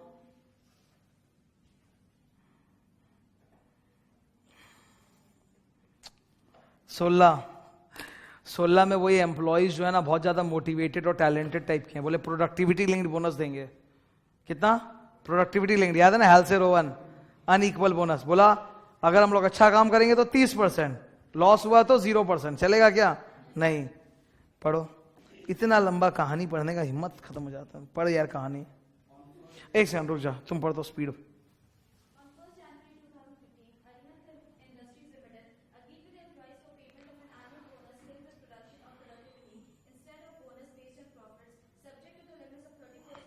%30 ऊपर लिखो void।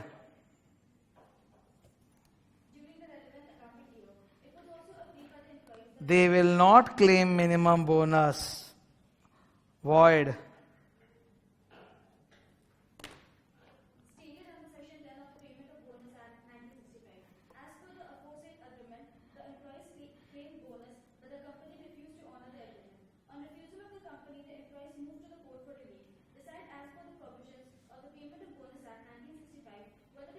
Whether the employee will get relief? No.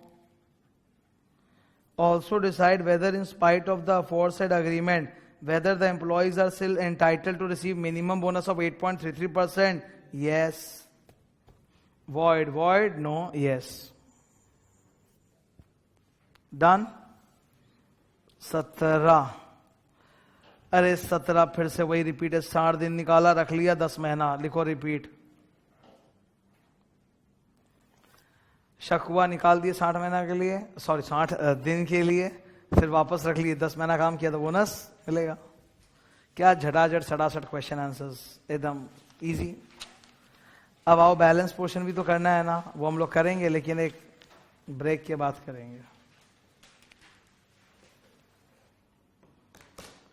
10.16 सबके पहुंच गए? ठीक है, स्टार्ट करें डिस्कशन। क्या लिखा है? टाइम लिमिट फॉर, कब तक बोनस मिल जाएगा? जब ये बताऊंगा ना तो सुन के अच्छा नहीं लगेगा। कब मिल जाना चाहिए बोनस? मेरा मन बोले तो 31 मार्च। सपोज मैं एम्प्लॉय हूं तो मेरे को तो bonus as soon as possible चाहिए। 31 मार्च को साल खत्म, फाइनेंशियल खत्म। मैं तो बोलूंगा अकाउंट साइड हुआ कि नहीं हुआ, एलोकेबल सरप्लस निकला कि नहीं निकला, दे दो बोनस, दे दो दे दो। मैं कल आ रहा हूं 1 अप्रैल बैसाखी, बोनस चाहिए। पर इन्होंने बोला ना, bonus can be paid with in 8 months from the end of financial year. तो भाई 31 मार्च से 8 महीना वेट करवाएगा, इतने में तो अगले साल का बोनस खड़ा हो जाएगा 2/3। समझ रहे हैं? बोला 8 महीना वेट करा के, हाईलाइटर मारो 8 महीना। हम बोल रहे हैं ये लोग लकी है एम्प्लॉइज, क्योंकि हम लोग है ना, हम लोग को तो मिलेगा ही नहीं। मैं बता रहा हूं व्हाट हैपेंड विथ मी। मैं वहां काम किया, ठीक है, पूरा I resign in the month of December, नहीं अक्टूबर में रिजाइन किया था और दिसंबर में मेरा टाटा हुआ था, ठीक है। अप्रैल से दिसंबर के मिड तक काम किया हूं, बोनस अक्रू करेगा कि नहीं करेगा? हाँ करेगा, पर रिजाइन कर दिया ना, नो बोनस। ये लोग बोनस कब देते हैं? 9 महीना लटका के देते हैं। यहां तो 8 महीना बोला है। हम लोग जैसों को, हम लोग को तो बोनस लगेगा नहीं, हमारी सैलरी तो मोर देन 21,000 है, तो हम लोग को बोनस कब देता है? बोलता है 9 महीने बाद, मतलब 31 दिसंबर तक लटका के देता है, और बीच में रिजाइन मारे तो नो बोनस। तो ना मेरे को बोनस मिला ना ग्रेचुटी, खाली एक ही चीज मिला, प्रोविडेंट फंड, क्योंकि वो सरकार के पास पड़ा हुआ था ना, इसलिए, नहीं तो वो भी नहीं मिलता। करेक्ट बात है। तो कितने महीने में देना है बोनस? 8 महीने के अंदर दे देना है। बोलता है लेकिन एम्प्लॉयर जाके रिक्वेस्ट किया कि बहुत दिक्कत है, बहुत बहुत पैसे का प्रॉब्लम है, तो बोलता है कोई बात नहीं, अगर आप 8 महीने में नहीं दे पा रहे हो तो कोई बात नहीं, 2 साल में दे देना, ठीक है। टाइम विल बी एक्सटेंडेड, ठीक है। कितना एक्सटेंड हो जाएगा? 1 साल 4 महीना। 8 महीना प्लस 1 साल 4 महीना कितना होता है? नीचे 2 साल दिख रहा है, एक अलग से लाइन में डाला हूं बॉक्स के अंदर। Total period inclusive of the period of extension can not exceed 2 years। ये क्या मजाक है? इतने दिन बाद बोनस देगा तो फिर बोनस ही नहीं रहेगा ना। बोनस तो हिसाब से हर साल हम लोग को मिल जाना चाहिए, तो इसमें थोड़ा ज्यादा नहीं बोल दिया, पर अब क्या करें, बोल दिया सो बोल दिया, यही पढ़ना पड़ेगा। नो नो नो नहीं, बोनस देने का टाइम लिमिट इतना है, तो इंटरेस्ट किस बात का? कोई इंटरेस्ट नहीं मिलेगा बोनस पे। वो पीरियड क्रॉस किया तब तो लड़ाई झगड़ा होगा, ठीक है, पर उतने पीरियड में दे दिया तो नो इंटरेस्ट। समझ में आया? इतना ये लोग लिख के दिए हैं। रियल वर्ल्ड में इतना टाइम लेट नहीं होता। रियल वर्ल्ड में तुमको बताता हूँ, साल के बीच में ही दे दिया जाता है बोनस। वो मेन पूजा और दिवाली का जो टाइम होता है ना, उसी में बोनस दे दिया जाता है। हम लोग को कुछ नहीं मिलेगा, तुम हम अपनी तरफ तो मत ही देखना, ठीक है। हम लोग लेबर लॉ के ऊपर उठ चुके हैं जीवन में, ठीक है। हमारी सैलरी ज्यादा होती है ना, तो हम लोग जैसे लोगों पे labour laws, majority labour laws apply करता ही नहीं है, ठीक है। तो हम लोग को तो बोनस अलग टाइप का बोनस मिलता है, ओके। वो होता है परफॉर्मेंस बेस्ड बोनस। जितना अच्छा परफॉर्मेंस करोगे, मतलब जितना एम्प्लॉयर को प्रसन्न करोगे, उतना ज्यादा बोनस, ठीक है। मुझे याद है एक बंदा था, उसका नाम था अंकित, शायद अंकित ही था, अंकित। इतना बड़ा चाटू, साला तमिल सीख लिया था वहां पे, अंकित अग्रवाल यही था शायद नाम। तमिल सीख लिया था, तमिलिया लोग को खुश करने के लिए तमिल सीख लिया था यार, थोड़ा बहुत टूटा फूटा। और जब वो अपने गंदे मुंह से गंदा सा तमिल बोलता था, तो मेरा मन करता था, क्योंकि अब देखो प्रॉब्लम क्या है, एक हिंदी बंदा अगर तमिल सीखेगा वहां पे, तो he will become an example, creating a subconscious pressure on all the Hindi people to learn Tamil. Partner उसका तारीफ कर दिया था एनुअल फंक्शन पे, ये देखो कितना जीता जागता उदाहरण है। हम बोले हाँ ये तो है, तमिल सीख लिया यार, तो बोनस तो हाई हो ही जाएगा ना उसका। समझ गया? ये तो गंदी बात, ठीक है। Why I should learn Tamil? All of them no Hindi. समझ में आया? तमिलनाडु में हिंदी सबको पता है, खाली वो एक्टिंग करेंगे, उनको हिंदी नहीं आता। एक बार बोल के दिखाओ, देखो रिस्पॉन्स आता है कि नहीं आता है, तुरंत रिस्पॉन्स आएगा। यार एक बात बताओ, भारत में है कि हिंदी कैसे नहीं आ सकता? कारण क्या है? एंटरटेनमेंट सब करते हैं, बॉलीवुड सब देखते हैं। अबे बॉलीवुड मूवी देखा तो हिंदी टूटा फूटा तेरे को आएगा ही आएगा। कैसे पॉसिबल है कि तेरे को हिंदी नहीं आए? समझ रहे? कोई बोलता है हिंदी नहीं आता, झूठ बात है वो, ठीक है। बिकॉज इंडिया में 2 ही तो चीज चलता है, स्पोर्ट्स या बॉलीवुड, और दोनों ही चीजों में हिंदी का कमेंट्स बहुत ज्यादा है। तो how are they not open to Hindi? Internet पे इतना सारा जो वीडियो डाला है पूरा हिंदी में, तो कैसे नहीं हो सकता कि उसको हिंदी नहीं है? समझ में? बट एक्टिंग, चलो भाई नीचे। वो 8 महीना और 2 साल कर लिया क्या? अब एक अगला सवाल सुनो। मान लो एम्प्लॉयर एम्प्लॉय में झगड़ा चल रहा है, झगड़ा हो गया, मामला अदालत में, अदालत ने एम्प्लॉयर को बोला बोनस दे दो। अगर अदालत ने एक बार बोल दिया ना, तो फिर 1 महीने में देना पड़ेगा, 1 महीना। बॉक्स किया है मैंने, सब हाईलाइट ऑलरेडी, ढूंढ क्या रहा है, मुंह पे दिखेगा, मिला 1 महीना बॉक्स डाला हुआ। अगर अवार्ड या सेटलमेंट, अवार्ड मतलब कोर्ट ऑर्डर होता है, कोर्ट ऑर्डर पास हो गया कि बोनस देना पड़ेगा, तब कितने दिन में देना पड़ेगा, तब 1 महीना, तब तो फास्ट 1 महीना। तो 3 टाइम लिमिट सुनने को मिला, 8 महीना। एक्सटेंशन कर सकते हैं, टोटल एक्सटेंशन पीरियड मिला के कितना, 2 साल। और अगर अवार्ड या सेटलमेंट में मिल रहा है तो 1 महीना। सवाल,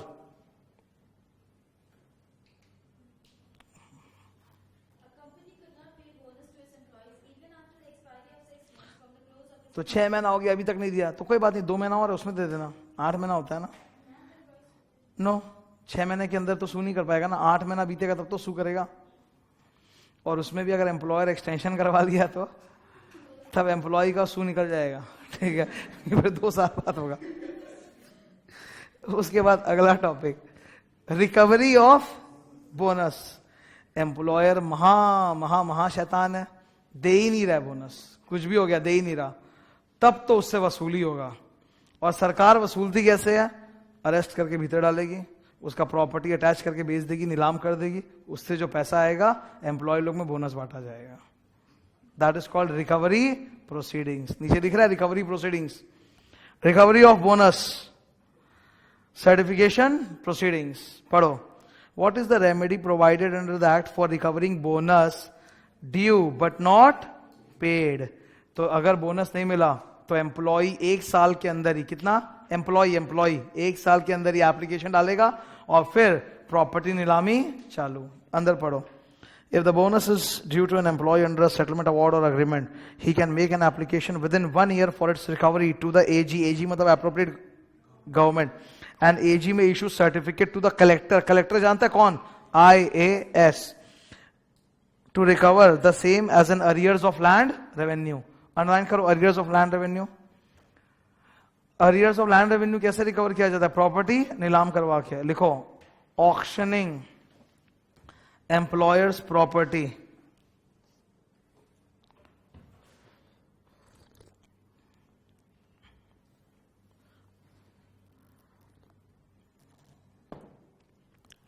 प्रॉपर्टी ऑक्शन करा के पैसा रिकवर किया जाएगा, ठीक है। Such application should be made within 1 year from the date when the bonus becomes due. Clear. Next, bonus in case of new establishment. अब एक गुड न्यूज है, नया एस्टैब्लिशमेंट पे 5 साल तक बोनस एक्ट अप्लाई करता ही नहीं है। नया एस्टैब्लिशमेंट में 5 साल तक बोनस एक्ट अप्लाई करता ही नहीं है। लेकिन क्यों नहीं करता, इसलिए क्योंकि अभी अभी धंधा चालू हुआ है तो लॉस में होगा। भाई बात ऐसी है कि अगर 5 साल के बीच में प्रॉफिट कमा लिए ना तो बोनस एक्ट चालू। मान लो 3rd ईयर में प्रॉफिट कमा लिए, bonus act start. 1st year में प्रॉफिट कमा लिए, बोनस एक्ट स्टार्ट। आओ क्वेश्चन, छोटा सा एक लाइन लिखा हुआ question, are the newly set up establishments exempted from paying bonus to their employees। लिखो 5 years। अब अंदर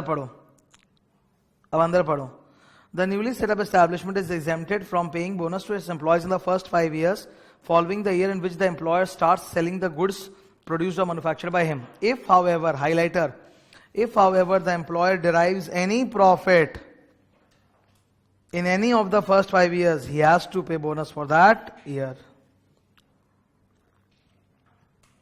करेक्ट है, बीच में प्रॉफिट कमा लिया तो बोनस नहीं देना पड़ेगा। तो तुमको क्या लगता है एम्प्लॉयर भगवान से मनाएगा क्या 5 साल तक प्रॉफिट मत देना?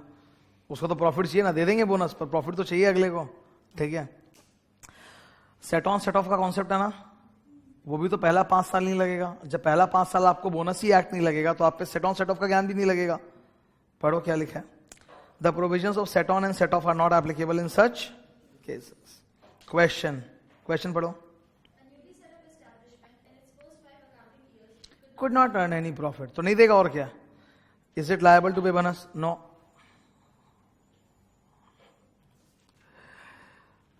Okay done. छोटा छोटा ऑब्जेक्टिव क्वेश्चन की तरह चल रहा है एकदम, एक छोटा छोटा ऑब्जेक्टिव क्वेश्चंस। अब अगला सवाल क्या लिखा है, चेंज इन ओनरशिप। एक बात को सुनो, एक मजदूर था,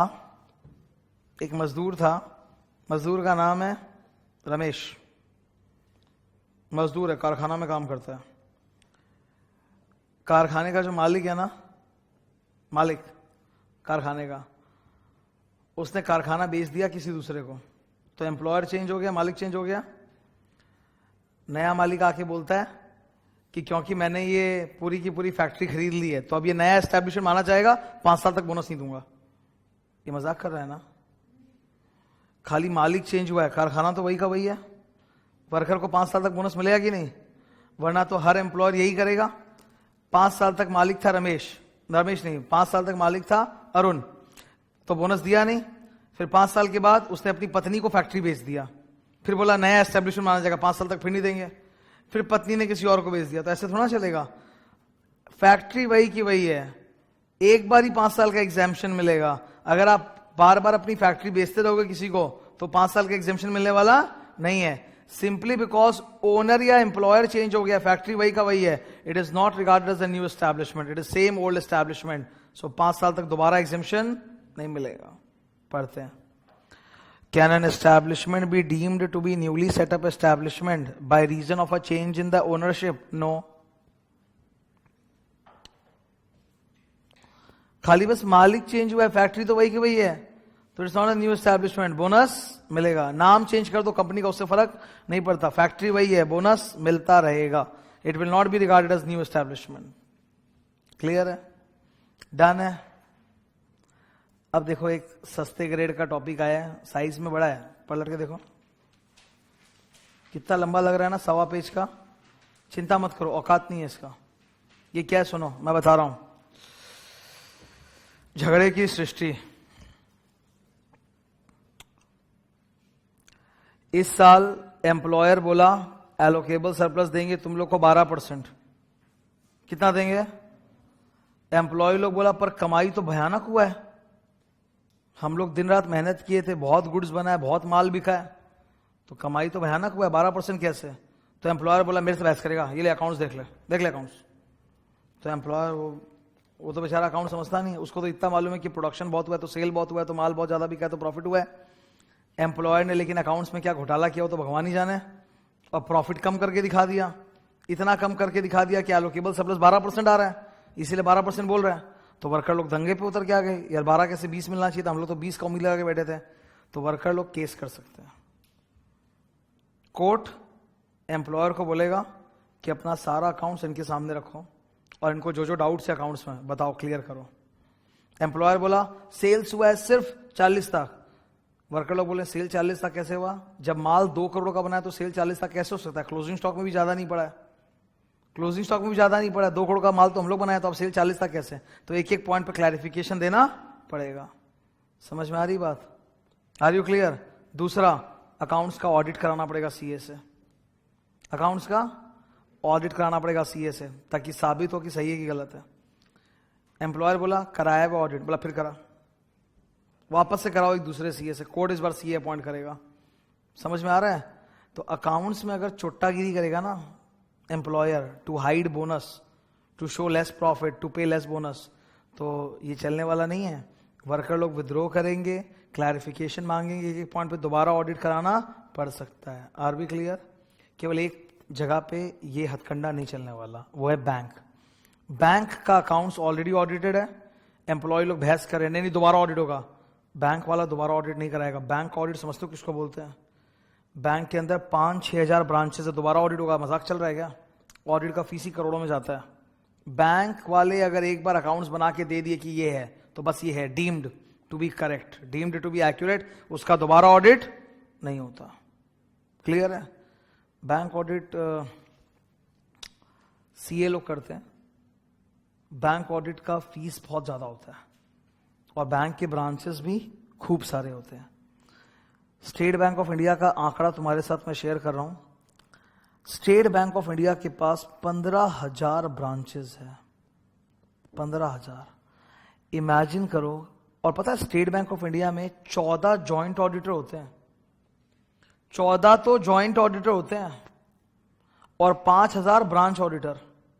इतने सारे सीए लगते हैं एसबीआई का ऑडिट करने के लिए, एसबीआई है, कम ऑन। तो एम्प्लॉय लोग अगर बोलेगा नहीं हम लोग को ये जम नहीं रहा, वापस से ऑडिट कराओ, कराएगा क्या? एसबीआई तो घाटे में जा रहा है, एसबीआई इज इनटू लॉसेस। सरकारी बैंक से आप क्या उम्मीद कर सकते हो? Every government company is going into losses, तो दोबारा ऑडिट करवाएगा क्या? बैंक्स का दोबारा ऑडिट नहीं होगा, बाकी किसी का दोबारा ऑडिट हो जाएगा। आओ पढ़ते हैं, खाली लेफ्ट साइड देखना, मैं वहीं पे शॉर्ट में बताते जाऊंगा। ओके, पहला वाला पढ़ो, हेडिंग पढ़ो पहले, प्रिजम्पशन अबाउट द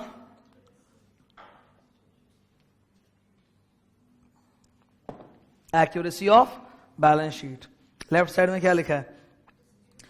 अगर एम्प्लॉयर और एम्प्लॉय में अकाउंट्स की एक्यूरेसी को लेकर झगड़ा हो रहा है कि अकाउंट्स झूठा है, तो such a dispute will be regarded as a dispute under industrial disputes act 1947।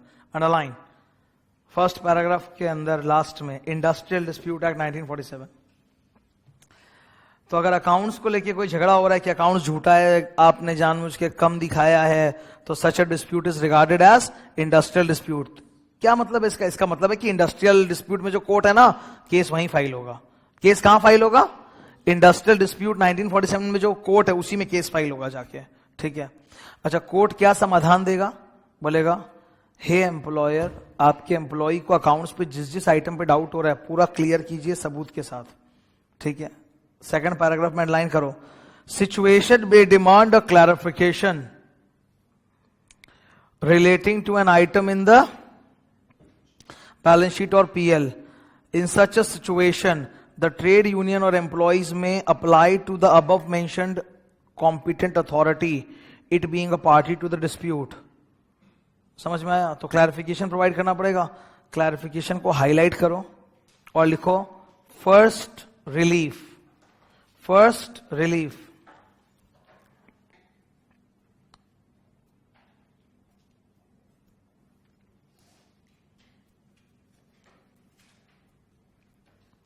Clear है? नेक्स्ट पेज में जाओ, अकाउंट्स ऑफ, और नेक्स्ट पेज में पहुंच गया, सेकंड बॉक्स, नाम पढ़ो, audited accounts of companies, corporations और गवर्नमेंट कंपनीज। एक बात सुनो, गवर्नमेंट कंपनी का ऑडिट कौन करता है? कौन कराता है? CAG, comptroller and auditor general of India. नाम सुना है? गवर्नमेंट कंपनी का ऑडिट कौन कराता है? CADG, comptroller auditor general. क्या उस पर भी उंगली उठा दोगे? They are presume to be accurate. अंदर अंडरलाइन किया हुआ है, पढ़ो, may presume that these are accurate. ठीक है, अच्छा, बाकी कोई कंपनी का अकाउंट्स हुआ तो अगर डाउट है तो दोबारा ऑडिट कराया जा सकता है। देखो लिखा है मे बी, क्या लिखा है? मे प्रेज्यूम दैट इज, मे है ना, शैल तो नहीं है, तो एक्यूरेट मान भी सकते हैं, नहीं भी मान सकते हैं। अगर डाउट है तो दोबारा ऑडिट हो जाएगा। ये इसके बगल में लिखो second relief dash in case of dispute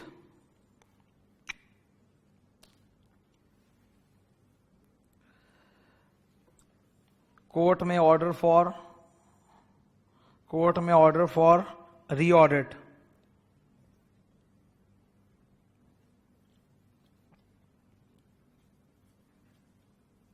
court में order for reaudit. Third box का लेफ्ट साइड में देखो, audited accounts of banking companies not to be question. Highlight कर दो, not to be question. Bank के खाते दोबारा ऑडिट नहीं हो सकते, जो है सो सही है, एकदम डीम्ड। बैंक का ऑडिट मजाक नहीं है, बहुत बड़ा होता है ऑडिट। मतलब सीए के आर्टिकलशिप में और सीए बनने के बाद भी बैंक ऑडिट करना पड़ता है। एक एक ब्रांच का ऑडिट का फीस होता है 1.25 लाख, 1.5 लाख, 2 लाख, इस तरह से। तो पूरे बैंक का ऑडिट का फीस कितना होगा तुम कैलकुलेट कर लो। एक ब्रांच ऑडिट करोगे 1.25 लाख रुपए, 10 दिन का काम है खाली। कितने का? 10 दिन जाओगे खाली, 1.25 लाख से 1.5 लाख का बिल है। तो जहां हजारों ब्रांचेस हो कितना बड़ा ऑडिट होगा, इमेजिन कर लो। क्लियर है एकदम? अच्छा, एक बैंक को ना हमेशा कॉम्पोजिट ही माना जाता है, कभी सेपरेट नहीं, बिकॉज बैंक का पूरा अकाउंट्स एचओ पे बनता है। क्लियर है? तो बैंक के जितने भी ब्रांचेस है सब कॉम्पोजिट माने जाते हैं। ये क्लियर है तुम? Next, audit of accounts of employers not being companies और कॉर्पोरेशन। लिखो, court shall order for audit of accounts. Court shall order for audit of accounts. अरे कंपनी या कॉर्पोरेशन नहीं है तो ऑडिट नहीं कराया तो ऑडिट करा लो। Court shall order for audit of accounts. Bracket में लिखो थर्ड रिलीफ। अगर आपके अकाउंट्स ऑडिटेड नहीं है तो करा लो। देखो एक बार इधर सुनो, पार्टनरशिप फर्म का ऑडिट जरूरी है क्या? नहीं, तो करवा लो थर्ड रिलीफ। तो पहला रिलीफ क्या था? क्लैरिफिकेशन। सेकंड रिलीफ क्या था? री ऑडिट। थर्ड रिलीफ क्या था? अगर ऑडिट नहीं हुआ तो ऑडिट करा लो। Okay, last, inspector and his powers. Labour law के अंदर भी ना एक इंस्पेक्टर होता है, नॉट लाइक खाकी वर्दी, ओके, नॉर्मल इंस्पेक्टर। उसका काम है ना कि वो अपने इलाके में सारे एस्टैब्लिशमेंट में विजिट करके देखेगा कि बोनस एक्ट फॉलो हो रहा है कि नहीं हो रहा। ये इंस्पेक्टर के पास बहुत पावर है, ये किसी को भी ना सम्मन भेज के बुला सकता है, ओथ पे बयान ले सकता है, गीता पे हाथ रख के मेरे सामने कसम खाओ फलाना डिमका, ठीक है। ये डॉक्यूमेंट्स मंगवा सकता है कि सारा डॉक्यूमेंट्स लेके आओ। ये तुम्हारे साइट पे विजिट भी कर सकता है पर रीजनेबल टाइम पे। 12 बजे आ गया बोला, देखिए ना, समझ गया ना, मतलब बिजनेस आवर्स में। तो he has all the powers. क्या क्या पावर है आओ देखते हैं इसका power. Number 1, require information, require an employer to furnish information. Short में बोलो ना, रिक्वायर इंफॉर्मेशन। तो इंफॉर्मेशन मंगाएगा तो देना पड़ेगा। तुम गाड़ी ड्राइव कर रहे थे, ट्रैफिक पुलिस रोक दिया, बोला लाइसेंस दिखाओ, दिखाएगा कि नहीं दिखाएगा? सरकारी आदमी लोग के पास पावर है ना इन्फॉर्मेशन मांगने का, दिखाना पड़ेगा। पर बहुत लोग बदमाशी करते हैं, लाइसेंस निकालते ही नहीं है बाहर, क्योंकि उनको मालूम है लाइसेंस। देखो मैं तुमको बता रहा हूँ, ये जो पुलिस वाले भी होते हैं, ट्रैफिक पुलिस, तुम लोगों को मालूम है कितने प्रचंड ईमानदार होते हैं। इनका पहला हथकंडा होता है लाइसेंस छीन के चलना चालू कर देंगे। पहले तो तुम्हारी गेट के पास आएंगे, हाँ, जैसे लाइसेंस निकाल के देगा ड्राइवर, लाइसेंस देके आगे चले जाएंगे। अब आदमी अपना लाइसेंस फिर तो पीछे जाएगा ही, बस हो गया। अब घूस का बार्गेनिंग चालू होगा, बिकॉज लाइसेंस उसके हाथ में। तो ड्राइवर लोग भी बहुत स्मार्ट है, लाइसेंस देते नहीं, बोले आज नहीं है मेरे पास, आगे बात करो। तो अब लाइसेंस नहीं है तो कुछ जब तो कर नहीं पा रहा है, भैंसा भैंसी चल रहा है, बार्गेनिंग पॉइंट पे एकदम लो आ जाएगा। इट विल स्टार्ट फ्रॉम 2000, 50 रुपया। एक्चुअली नॉट लाइक 50 रुपये, डिपेंड्स ऑन पार्टी। मतलब वो लोग भी पार्टी देख दुखा के सब करते हैं सेटलमेंट, समझ में आ रहा है? ठीक है। सेकंड पॉइंट, बहुत बदमाशी होता है इनका। अगर तुम कभी ड्राइव किया था तुमको पता होगा ही। कितने जन ड्राइव किए भाई? गाड़ी, बाइक, व्हाटएवर। साइकिल नहीं, साइकिल का लाइसेंस नहीं होता, ठीक है। क्रेडिट कार्ड कैरी करते हैं। हाँ भाई, तुमको रोका क्या कभी ये लोग, ट्रैफिक पुलिस वाला? क्या बात, कभी नहीं रोका? कौन सा गाड़ी चलाते हैं? मर्सिडीज क्या चलाते? रोका ही नहीं कभी तेरे को?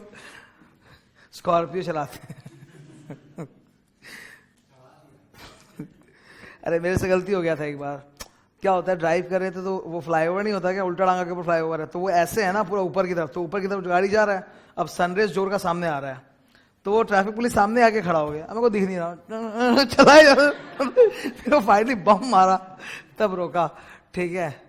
पर वो भी काम आराम ही नहीं था, मेरे को बेवकूफ बना दिया, ठीक है। लाल सिग्नल था एक्चुअली, ओके, और दिख नहीं रहा था रेड सिग्नल। तो रेड सिग्नल तोड़ने का जो फाइन है वो 100 रुपया होता है, सीख लो तुम लोग। 300 रुपया देने के बाद पता चला मेरे को 100 रुपया फाइन था, और घूस कितना दिया मैंने? 300। बताओ ये सही है कि गलत है? महा गलत है। अब ब्राइबरी नहीं देना चाहिए, पर क्या किया जाता है, ब्राइबरी कोई अपनी इच्छा से थोड़ा दे रहा है। वो लोग लाइसेंस लेके बोलते रख ही लेंगे, देंगे नहीं दोबारा, तो हु विल डू दैट? माथा पची पीपल पे। तो तब मेरे को पता चल गया फाइनली कि ये तोड़ने का कितना फाइन है, 100।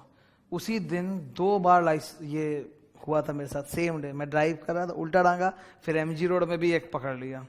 मैं बोला वहीं तो देख के आया हूँ, सेटलमेंट कर लो फिर से, ठीक है। फिर बाद में तो मैंने ड्राइव करना ही बंद कर दिया। कौन ये सब हेडकबाजी करेगा? आवारा लोग हैं भाई, वहां आवारा लोग हैं, लेने के लिए बैठा है बस। अब अच्छा, now you are taking the card of Bihar. हाँ, वहां पे तो सब कुछ चलता है ना? क्या सब कुछ चलता है क्या? नहीं, लाइसेंस मांगे ऐसे सीधा बंदूक निकाल के दिखाएंगे। सेकंड पॉइंट क्या सेकंड पॉइंट है? At any reasonable time, underline करना चाहिए तुमको। At any reasonable time enter any establishment. For examination of accounts books and other documents. तो रीजनेबल टाइम पे एंटर कर सकता है, अनरीजनेबल टाइम पे नहीं। Third, examine dot dot dot dot dot the employer, his agent और servant. तलाशी ले सकते हैं हम लोग की, ठीक है। बॉडी सर्च, अब इसमें लिखा है पर मेरे को समझ में नहीं आता बोनस एक्ट में बॉडी सर्च करके करेगा क्या।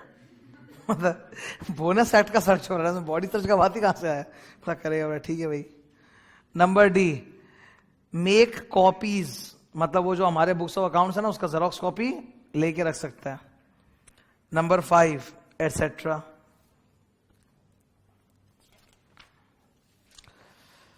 अब हम लोग को क्वेश्चंस करने हैं, आओ। क्वेश्चन नंबर 3, अच्छा 4 क्वेश्चन नंबर 4, ठीक है। X was an employee of Universal Limited. He retired from company on 31 March and died after a few months. बहुत बढ़िया। Why the heir of X applied within the prescribed time to the company for payment of due bonus. The company refused to pay bonus. कैसे refuse कर सकता है? Examine the validity of company's refusal. लिखो invalid। अब वो legal hair है ना, बहुत गुस्सा हो गया, बोला हम तो कंपनी के खिलाफ एक्शन लेंगे, रिकवर करके मानेंगे। तुमको मालूम है ना रिकवर कैसे करते हैं, नीलाम करवा देते हैं property. Also state the online procedure to recover. Procedure to recover कैसे होगा? As arrears of land revenue, नीलाम करवाएंगे प्रॉपर्टी। आंसर का last line underline, as arrears of land revenue. Okay, question number, ठीक है। तो क्वेश्चन नंबर 7, एग्जाम मिल गया? अरे मिला कि नहीं मिला? आंसर का लास्ट लाइन में देख, as arrears of land revenue. सुनते नहीं हो। Question number 7, explain the provisions of payment of bonus act relating to the time limit within which bonus can be paid. अरे टाइम लिमिट लिखो 8 months, 2 years, 1 month। 8 months, 2 year, 1 month। सही जा रहे हैं हम लोग? नेक्स्ट बोलो भाई, question number 9। Question number 9 underline करो, powers of inspector. Powers of inspector, कितना पावर होता है इंस्पेक्टर के पास? 5। आंसर में कितना लिखा है? 5। सही है? Okay, turn the page. Question number 13, ये रिपीट है रे। Time limit for payment of bonus लिख दो, रिपीट।